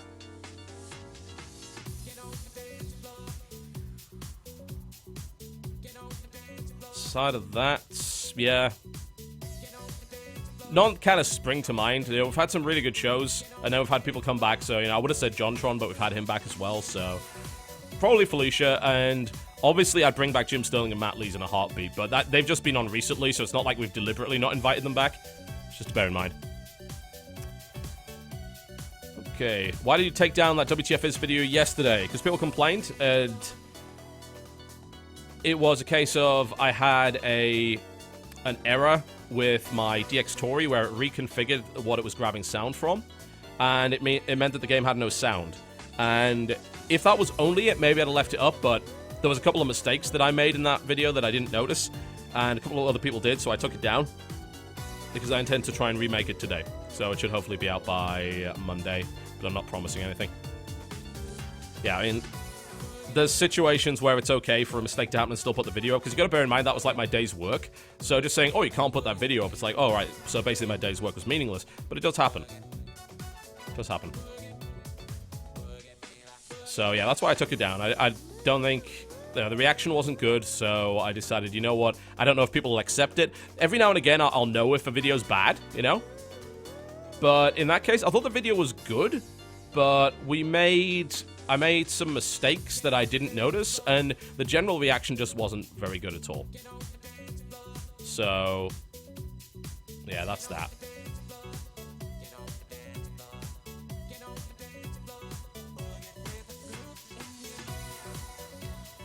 Okay. Let us continue. Got a few more questions. Where do you see your channel in 5 years? Hopefully bigger and better. I never look at that. Like, I just make the same stuff I always make. There's going to be a permanent demand for that unless someone does it way, way better than me, or unless I piss off my audience completely. So, just more videos, better videos. Simple as that. Hopefully more popular. I see still on YouTube at that point, but wherever I go, I'll probably still make the same kind of videos because there's a proven audience for them. Why would you change? Will the podcast be on rescheduled around Christmas Eve? It probably will. We're not going to do a Christmas Eve show. That would be ridiculous, but we're thinking of pushing it to Monday, but we don't really know yet. We're going to have to look into that. What's the difference between an affiliate channel and managed one on the back end? I don't know because I haven't seen an affiliate one on the back end. Not very large from what I've seen.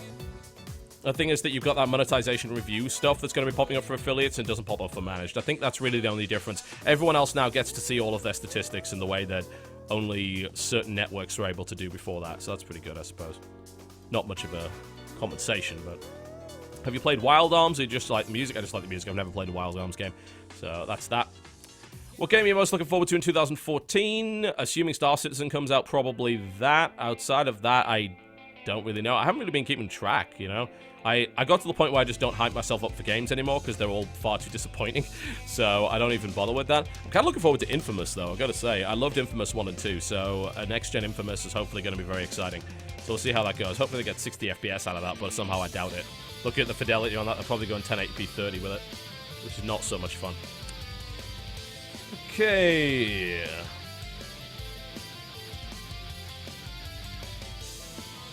Last question, I believe. I haven't got anything else from the chat, so either my moderators have not been paying attention or this is the last question. But it seems like a good time to wrap up. I have been going for like 3.5 hours, so...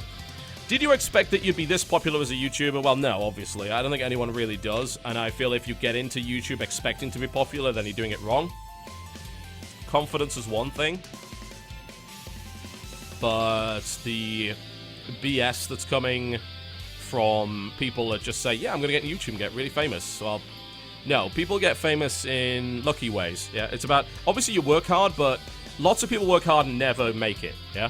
It's not just about hard work, it's just about luck. You know, I got lucky that I happened to be in the position to get the most out of the World of Warcraft beta, and then after that, I just did good videos and people watched me. Like, good quality content is what keeps people with your channel. It doesn't get you them in the first place, unless you do something really, really funny that ends up being on YouTube a lot, and ends up being on Reddit a lot, and actually hits the top lists a lot. So, no, I don't think anyone ever expects to be that popular. Still a bit weird every now and again, gotta say. Alright, I think it's about time for me to wrap up. I've been doing this for a long time, about 3.5 hours, so hopefully you guys enjoyed that.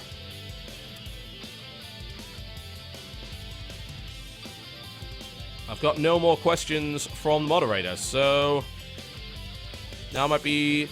There seems to be some more questions. I'm not sure the moderator's AFK.